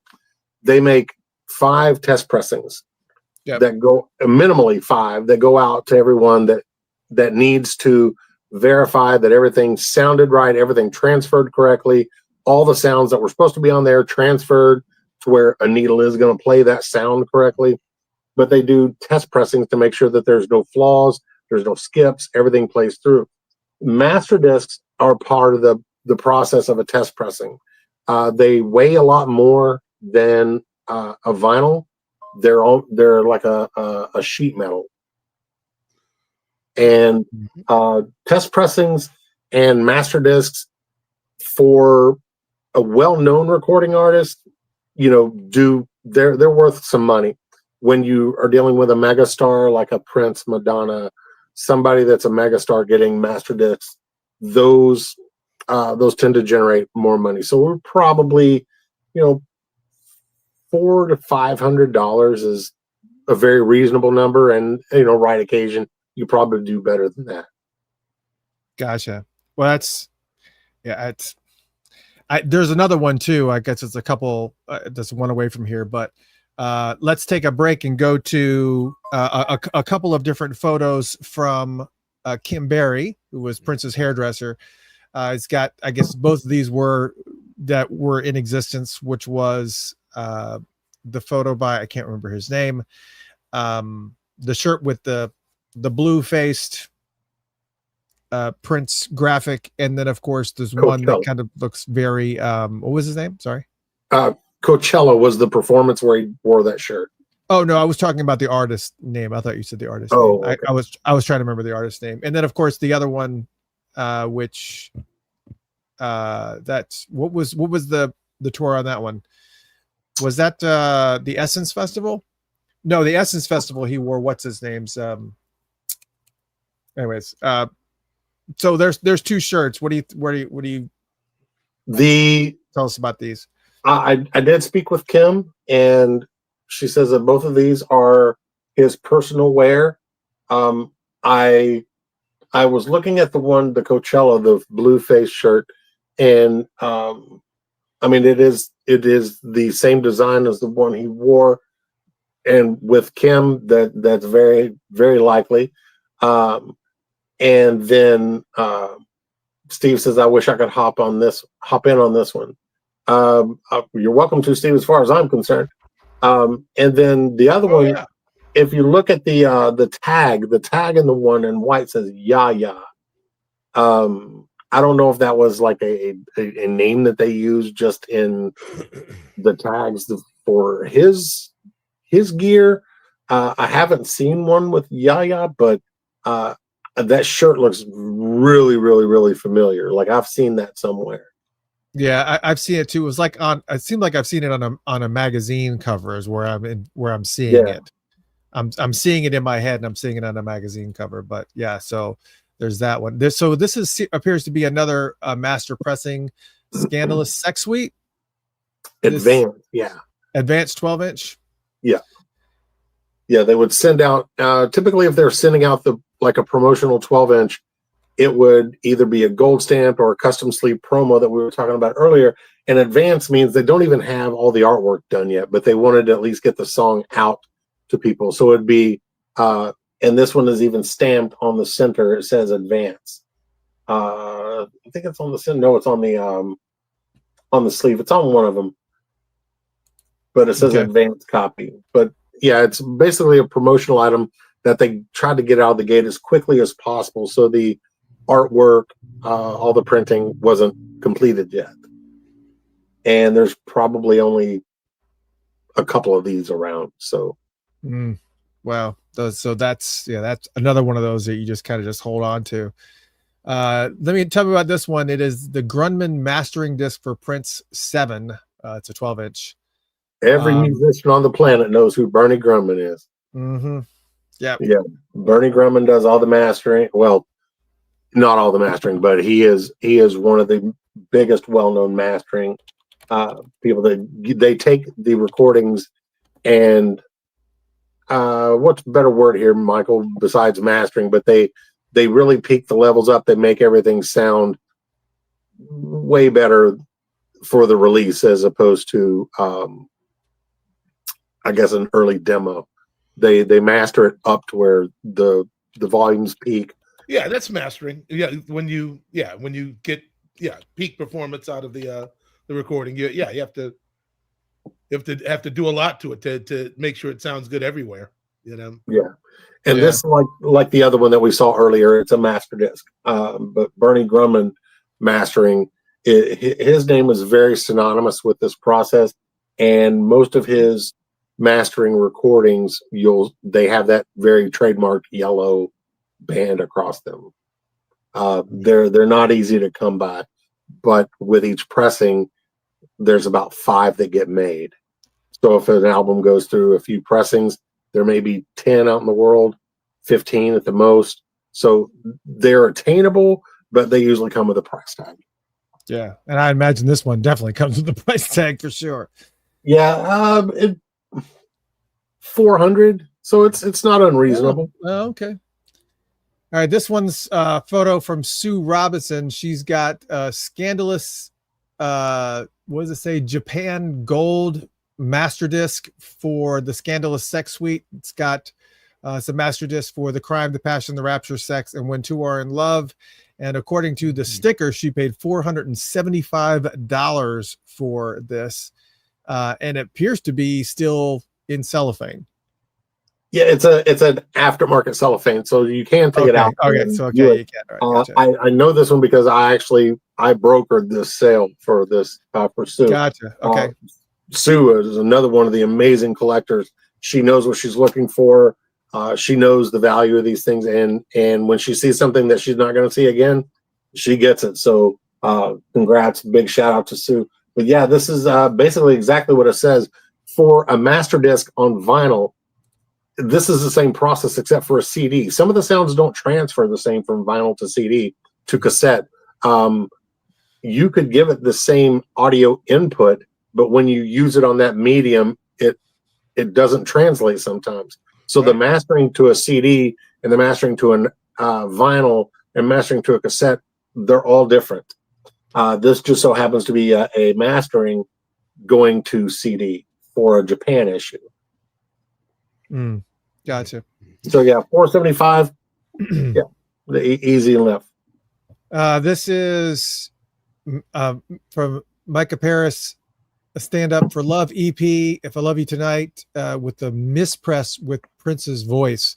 So I guess this is supposed to be Micah Paris on here, but it's Prince's vocals instead. Is that what I'm reading? Yep. His version with his vocals of If I Love You Tonight was accidentally pressed on a few of these, and they got out. It is one of the grail items that a lot of big fans will try to seek.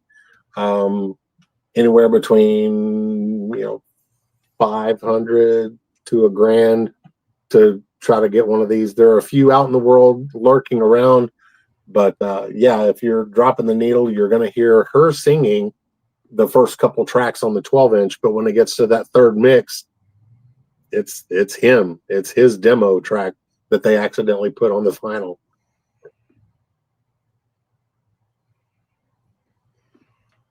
Chris, we can't hear you. So when they, God, dang it, my phone was blowing up, so I had to mute. So when they, so I had to throw my phone.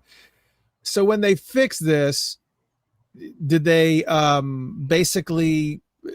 Does the packaging look the same? So if you saw this in a record store, you would it would just be a roll of the dice whether it's this or not, or I guess you go to the record store to let you play it. It's a really good question. I knew what I was looking for when I picked this up, but the person that sold it to me, they knew what it was, so I did not get a good deal on this one. I paid a very standard going rate. They may have been a little bit nice to me because of what I do with the collectors, but no, this was a full price purchase, and I didn't mind because I know the significance of it. But lucking up on one of these, it would totally be a fluke. Yeah, you may find one in the wild that somebody doesn't know anything about. This is another photo from Yvonne Sis Grondin Johnson, which is she's got a wide variety of different Purple Rain issues that were there. And one of the reasons why I even bothered to even show this, because a lot of this is not commonplace. You don't really see the cassette too much anyway. I mean, you can still find it. It's still out there. The 8-track is a little bit more unusual, and I think that's the primary reason why I put this in here, because she does have an original Purple Rain VHS, the 45s, Let's Go Crazy with Erotic City, and but the 8-track is a little bit unusual, I think. The 8-track is very unusual for this one, and I think with that blue border on the Purple Rain 8-track, I think that is the club edition that was done with like one of the music clubs. I think that's how the blue border on that one worked. I don't know everything. I try to be very well versed, but there's no way to know everything. Right. It looks like, all these are kind of like the number 10 on the level when I was given the 11 issues. Next to handmade is the stock issues. These are all stock issues. Now, if the cassette, if it does not have the barcode on the back, that means it was one of the very first issues, and it would get a little bit more. If it has the barcode and it's in really good condition, $10 or so for a cassette. But if it does not have the barcode, you're going to start probably more at $15 to $20 and go up if it's in good condition. Same with the CD. If the catalog number starts with I think a 9 or something like that, it's pretty much a standard issue. But if it has the W-2, that one is a club pressing, and I have no idea why, but people actually pay a lot more for the club edition of that CD. I don't know if it sounds better, but yeah, that one seems the club edition of the Purple Rain CD that has the W-2 in the catalog number, it does better for some reason. But of all that, it's pretty standard issue stuff except for the track. I'm sorry, we'll go on. No, that's all right. This next one's a photo courtesy of Beth Litt, and it is looks like it's a marketing promo. It looks in German for the most beautiful album in the world, and then it's a trifold, and it says "Come" on the bottom, and it says the most beautiful album in the world. And then when you open it up, it actually, I don't know exactly what's on that CD, but I imagine it is the Come album, and it's got a bunch in German that I don't know how to read. But have you ever seen this one before? I've never been able to hold one, but I have seen them around. They're typically pretty pricey. They do not come up very often. If anyone is listening and you do see this one cross your path, grab it. It is very rare. I've never owned one. It's very cool. Some of the promotional stuff for the Come album is very difficult because it was not getting any attention from Warner Brothers. So the fact that they really put any monies into promoting it with all their strife they were having with Prince at the time is shocking that anything really got done. So I wouldn't be surprised if WEA International probably spent a little bit more because it was international. He does better overseas. So they may have been willing to do it, whereas Warner Brothers US, they were not spending money on him. This one is also from Yvonne Sis-Grondin Johnson. It is pretty much like Prince's first 6 albums all on 8-track, which is pretty that's pretty notable. Well, he's missing Dirty Mind. Yeah, right, correct. I'm sorry. Yeah, missing Dirty Mind, but still, that's pretty impressive. It's really cool, yeah. I imagine if you have Dirty Mind on 8-track, you probably could get Yvonne to spend quite a bit to be able to make her collection a little bit more complete. And you just said exactly what we were talking about earlier. Why things in certain circumstances can get a higher dollar than they normally would. I have a Dirty Mind 8-track, so if somebody tried to sell me one, I'm not going to pay, $300 for it. Whereas Yvonne, that's the last one that she needs besides Parade. She also needs Parade. It was made as a club edition 8-track, so she only needs 2. So somebody like that may be more willing to pay a higher dollar to go ahead and wrap that collection up, since they only need 2 more pieces. The highest I've ever been willing to pay for an 8-track, I almost pulled the trigger. There was a couple years ago a Parade 8-track floated by, and I think it was $400, and I was right on the button. I almost clicked, but I didn't. And then 2 days later, I noticed it sold, and instant regret. I wish I had bought it because I'll not see another one. But I have the first 6, 7. I have, up to Around the World Today. So I've got the first 7 on 8-track. Parade is the only one I don't have, and I don't have What Time Is It by the Time. Right.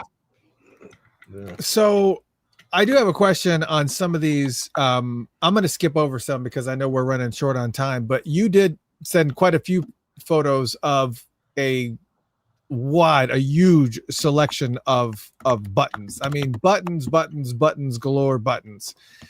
And I'm not going to lie, I have seen thousands of buttons over the years, especially, recently. How do you even go about, I mean, besides rust and just an aged look to them, how would you even be able to tell whether or not promotional button's legit? If you're a hardcore collector, you know what the promotional ones were issued are. But other than that, if you're getting the ones that were like issued around Purple Rain, the stock issued stuff, if you look on the back of the pin around the edge of the label, they have the company that printed them up, or it'll say like PRN Productions or Purple Films Limited for the Purple Rain stuff. But they really do have markings around the edge to let you know that they're authentic, and they tell you what year that they were done. But you do have to get really, really into it. If you look at the one on the right, that's probably some of the more obscure ones are the original Time and Vanity 6 pins. Those are tough to come by. Yeah, there was somebody who was asking regularly about a Vanity. I don't know if you saw it in the chat going by, but somebody was like, if anybody sees Vanity something, blame it on Vanity. Yeah, blame it on Vanity. What that book, super rare. Yeah. So who was it written by? God, it was an autobiography. It was written by Denise Matthews. It was an autobiography she did called "Blame It on Vanity." She basically did a tell-all for herself, and Nancy Norwood's a big pin collector. She said there's lots of fakes out there, and there are. So really knowing what to look for, but you can always ask. But back to Vanity, that book in a hardback form, I've been trying to track some down. I've not been able to get it. It's very tough. All right, so I got a couple more. Obviously, I've actually seen this one here. I actually happened to dig through a cassette. This is a cassette I've had for a little bit, and I was kind of curious if it had any type of value to it. It's the cassette single of Dinner with Dolores, and it's got like a bunch of different. I think it was just a cassette single for Dinner with Dolores, but I don't even remember where I had acquired it from. I can give you the info you need on that. If you look closely, there's no barcode on that, and it was released in '96. So since there's no barcode, that tells you to start looking where it says promotion use only, not for sale. And on that one, it would be on the bottom of the front sticker. It is.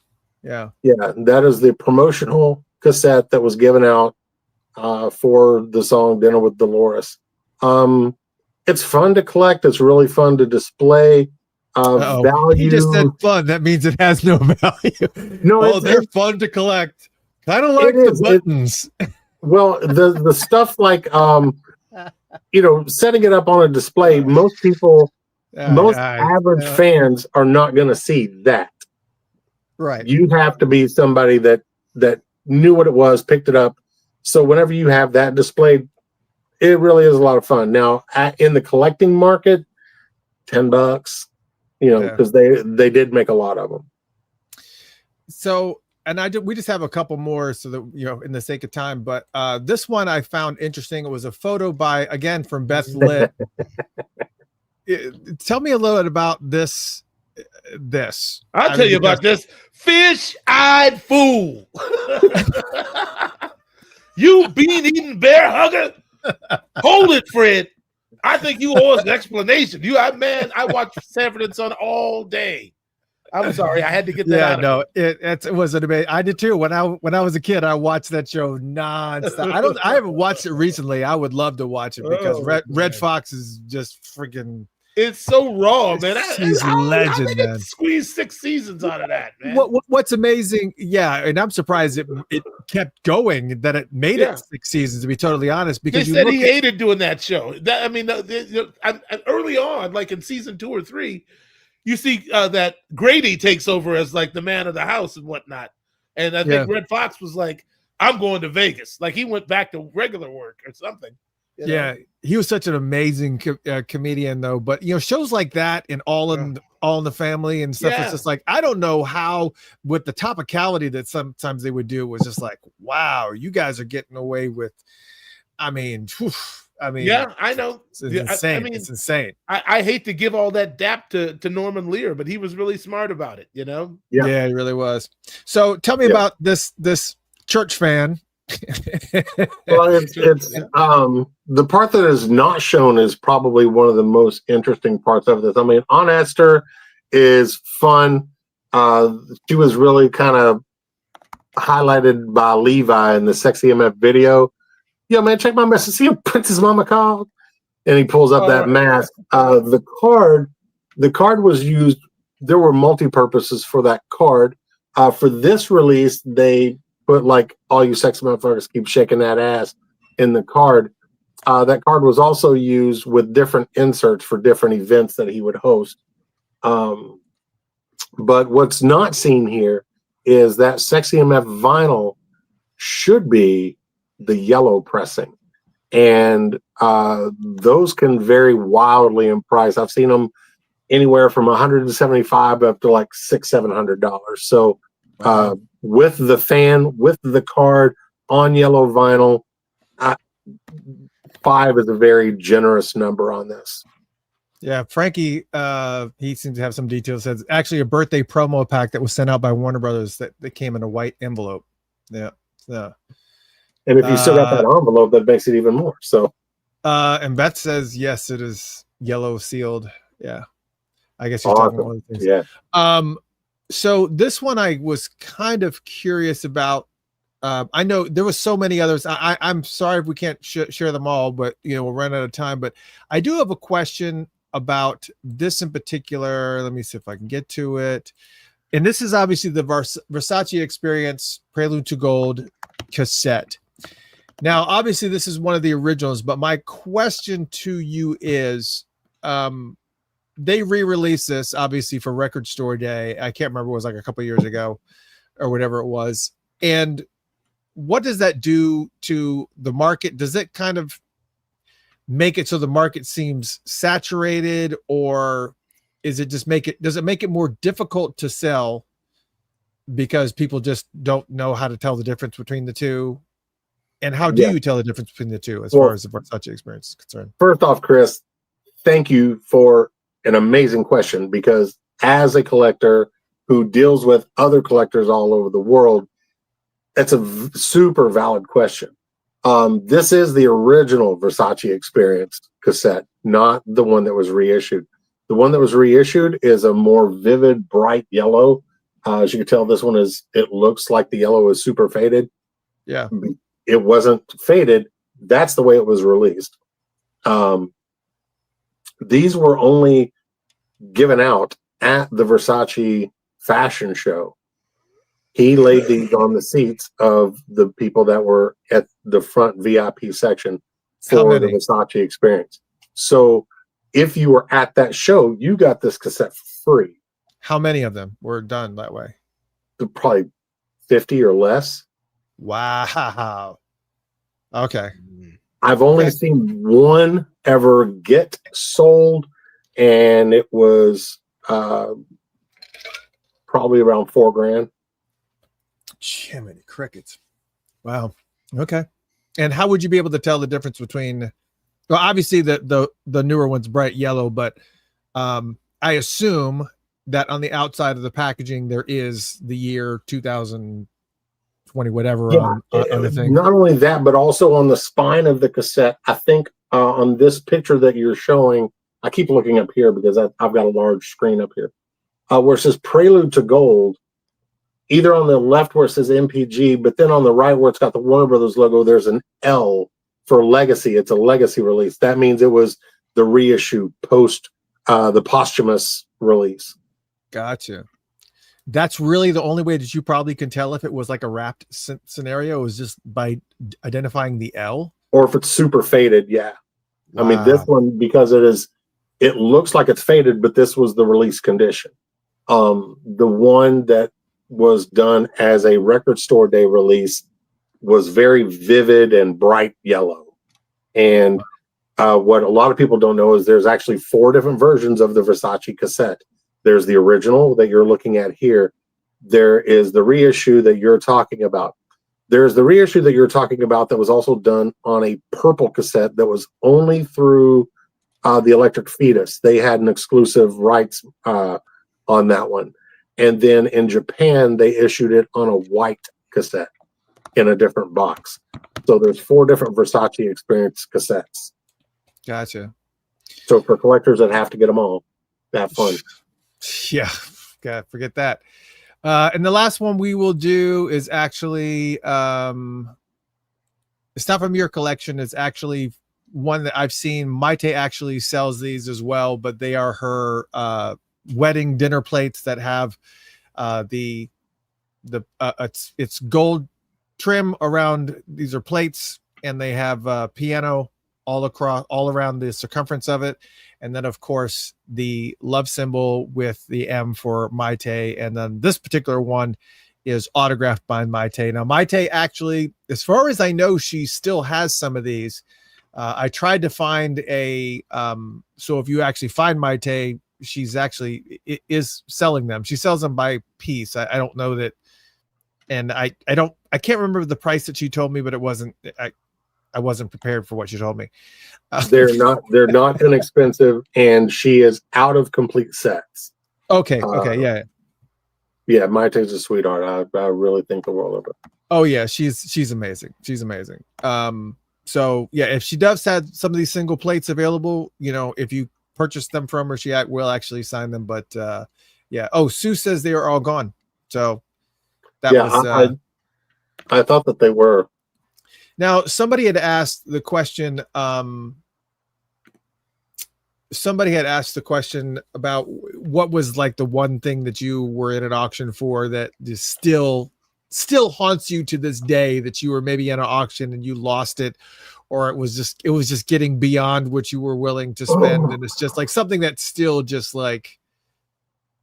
drives you nuts. Just like, I could literally have that like now. I could have that now. Probably the Fink sale that he just did. Yeah, but that got up there though. It wasn't like $30 something thousand or something like that. The cassettes, yeah, I think the cassettes went into the 40,000 somewhere up there, but it was he did really well on that. But he also had the posters of him and the band on the bed. Oh yeah. And that photo was actually shot in Alan Bolio's studio. No, that was shot upstairs at Prince's house. Yeah, that's where that was shot. It was the Purple House, is what Alan said. It was at the Purple House upstairs. Yeah.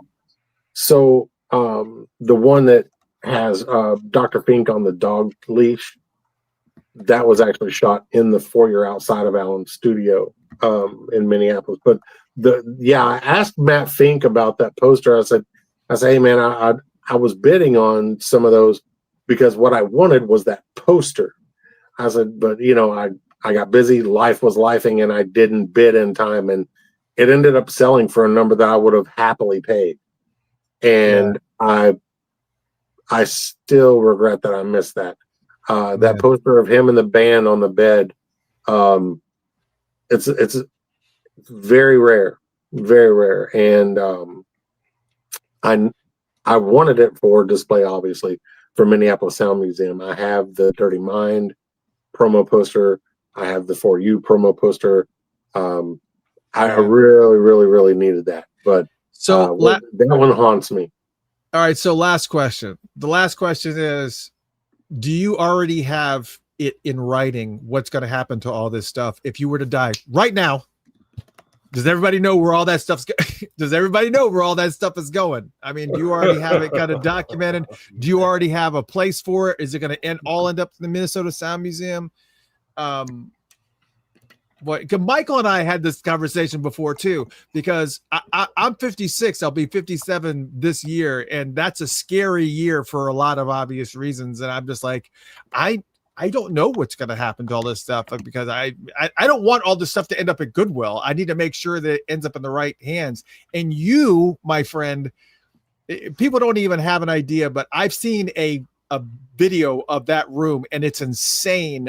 All of the memorabilia and stuff that you have in there, that is just a whole room. Just, oh, here it goes. He's gonna give you a little bit of picture. We're gonna make your picture. I can't go through everything.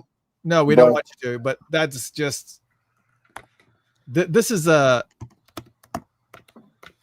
every single one of those is cassettes of, I mean, this is just ridiculous. It is not ridiculous in a good way, but it is just unfriggin' real.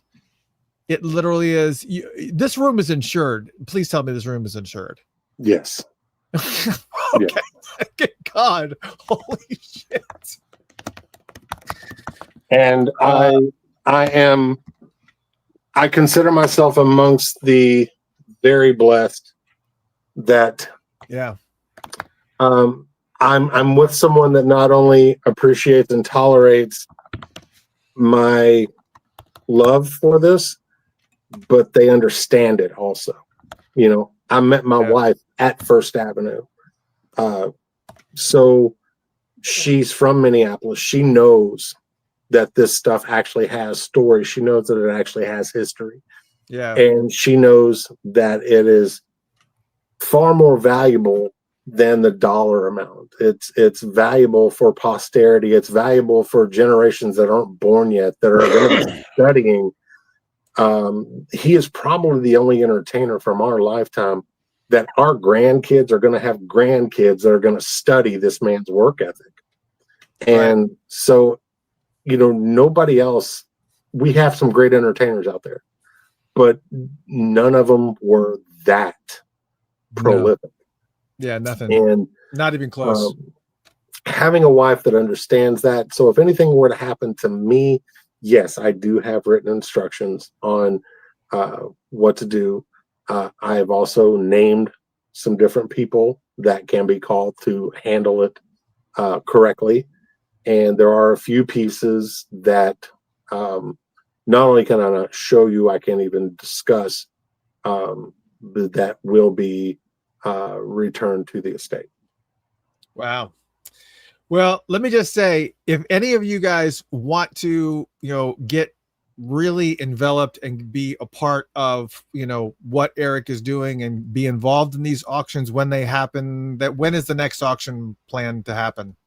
I've got a collector out of Detroit that is wanting me to come do a sale with them, and I'm trying my best to get that worked out soon.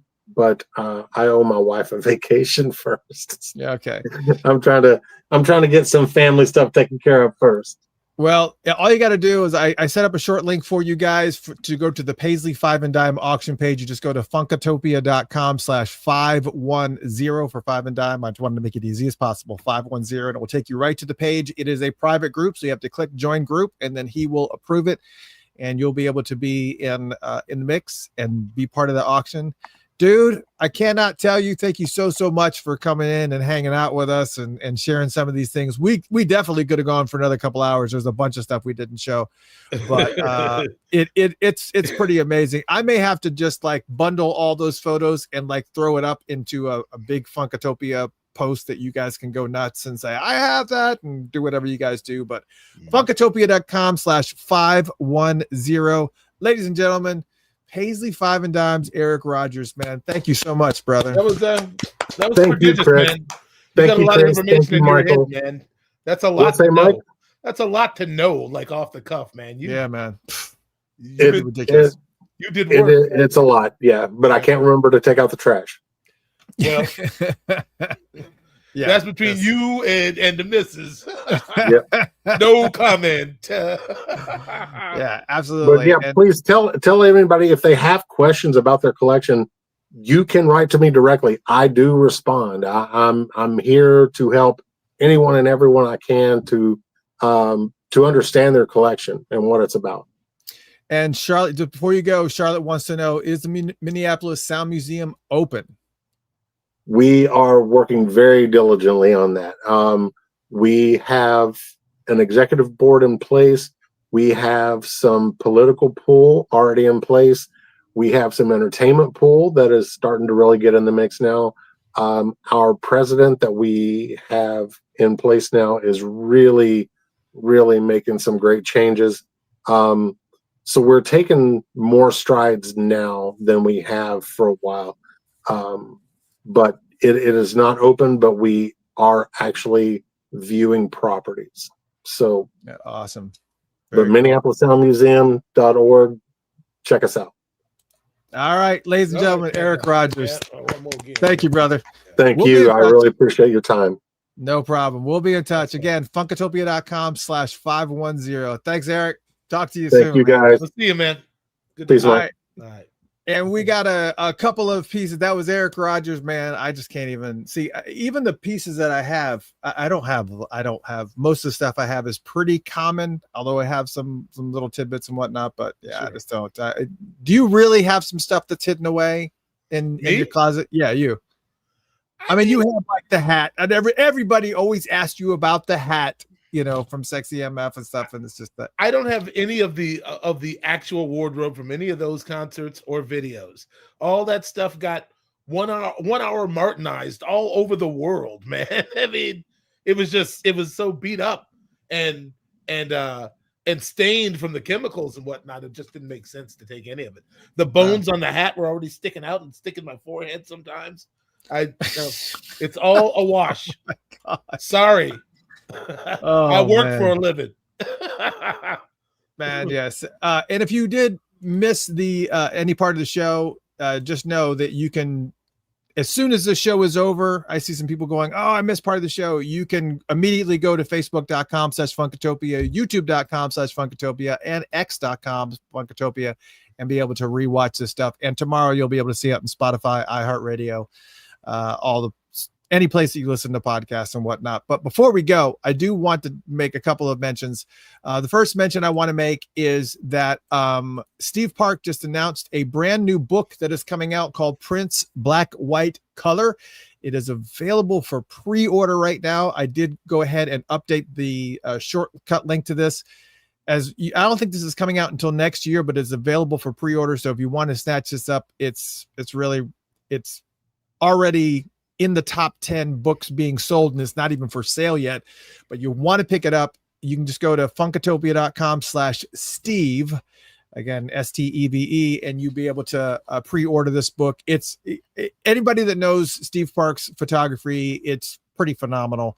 And he is just an incredible artist. And to know that there are all of these photos that we've never seen before that are going to be inside of this book is pretty extravagant. I mean, when you think of guys like Alan Bolio and Steve Park and Jeff Katz, all these guys that just have hundreds and hundreds and hundreds of photos of Prince, and there was only like a handful of them that he was like, yeah, that's cool. Yeah, that's cool. But the rest of them still sit in possession and they end up in these amazing books. So yeah, Funkatopia.com/Steve. And yeah, he just posted that it's #1 sales of book, and it's not even for sale yet. That's insane. And of course, the other one I want to talk about is something that's happening a little bit sooner, and that is in December, and that is the Revelation show that's going to be happening at the Varsity Theater. And just so you know, there's a short link to buy tickets to this also on Funkatopia, Funkatopia.com/Revelation. And Michael, tell people about this show and what's coming. I wish I had a spiel like together for it, man. But I mean, really, the bottom line is just, I mean, you see who's involved and you know why we're doing it. Because, you know, some people want to sit on the sidelines and complain. That's not me. We're going to work, man. We're bringing the music to the people live and direct. It's going to be the best sounding show you ever seen. It's going to be the best, the best playing you've ever heard. It's going to be, is going to rival, anyway. Yeah, for those that don't know a little bit of the background, obviously you guys have seen a lot of the shows. The Revolution came and they did a show, and MPG has done their shows, and so Michael put together this fantastic conglomeration of amazing artists that were 4 members of MPG, and the band is called Revelation, not Revolution, Revelation, and it features obviously Michael Bland, and Tommy Barbarella is on keys, and you got Dr. Fink, and you got Bobby G and Odell and G Sharp. Ash Smashington, JB, Rick Rock, and Mackenzie from MPG is also in this mix, and and what's really cool is that it's not just Prince music, it is a lot of Purple music in the mix, and it's just what are some of the samplings of stuff that's not Prince, Michael? We'll be doing, if it's a Minneapolis sound, almost all of it is Prince adjacent. We all learned from him. He's the master, and we were the students. We're going to be doing Janet Jackson. We're going to be playing some Alexander O'Neal, Jesse, The Time, Maserati. We're trying to figure out which Maserati we're going to do right now. But see, that's what I'm talking about. That's the kind of, it is literally a show that has all of that stuff. So you don't have to worry about, what Prince songs are they going to be doing. You're going to be surprised. It's going to be a little bit of everything. And we might play a couple mint condition songs also. We're trying to I just needed to expand, man. It's like, I love Prince. I love playing Prince's music, but a lot of people contributed to this thing that we keep talking about, and they deserve they deserve respect. They deserve to be known, in respect to the fact that they have contributed. It still floors me that I'm the most recorded musician in the vault other than Prince. That's crazy. You know what I mean? This is the man who looked in my face, almost every day for 7 years straight. So we dug each other, man. Same with everybody. Fink too was there from the get-go. It's like it's Tommy Barbarella and all those guys. And, Bobby G played with The Time, he played with Jesse, and he played with Sheila. You're not gonna see this type of thing anywhere else, man. And you see that Live Nation logo right there, we're moving up, man. Yeah, man. So you have to go and see Revelation. It's happening December 6th at the Varsity Theater in Minneapolis. Again, funkatopia.com/revelation will take you right to the ticket page, so you can make sure you snag your tickets to see Michael Bland and see Tommy Barbarella scrubbing the dishes and Dr. Fink and all that stuff. It is going to be off the chain. It's going to be amazing. So much fun. If I can figure out some way to get up there, I will figure out some way to get up there. But we'll talk, man. I got to figure out a way to get. We got to have you here, man. We'll figure it out. Man, it's gonna be pretty amazing. But ladies and gentlemen, thank you so much for joining us. Again, this has been Funkatopia Live. I am Mr. Christopher. This is my co-host, Mr. Michael Bland, who's been a part of the Funkatopia family since January 1. Yeah. Man, he's been here for a minute. He's been 2025 has been this is it. And yes, there is going to be some new merch that's going to be coming out with t-shirts and whatnot for the 20th anniversary stuff that we've been working on. Plus, there's going to be some new logos that are going to feature Michael Bland and myself for the Funkatopia Live type of thing. We got some cool stuff coming. So please make sure that you head to patreon.com/Funkatopia. Again, that's patreon.com/Funkatopia and become a member to join, because those cats are going to get first access to stuff. And so that's what you're gonna want. Yeah, tickets are moving already on my event. So they started moving tickets before we even knew the show was on sale. So if you're planning on coming for December 6th to the Varsity, you better jump on it, because they're moving. The tickets are hot. Can't hold. We love you too, Sandra. And so make sure that you make sure you do what you can and to support us. Again, patreon.com/Funkatopia, because we want to be able to stay on. Next week we do not have anything planned, but it doesn't who knows? What a difference a week makes. You know how this goes. Yeah.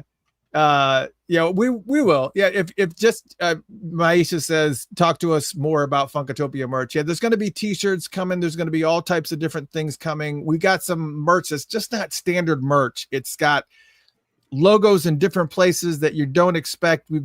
It's just, I want to make sure that we're not just pumping out some of the regular, just the negative stuff. I want to make sure that I shout out to Third Eye Girl, which was today was the 9th anniversary. It came out in 2014. I think it was. Yeah. Was it 9th or 11th?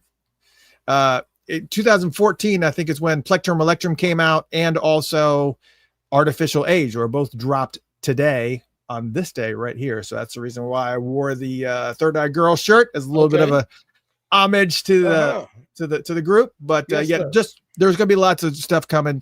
Make sure you're a member of patreon.com/Funkatopia, because they're the ones that are going to find out all about the merch stuff first. But we appreciate you guys. Hope you guys had an amazing time, and we will see you next week. We have no idea what we're coming with, but we're coming with it. I like that. See y'all. See you next week. See ya.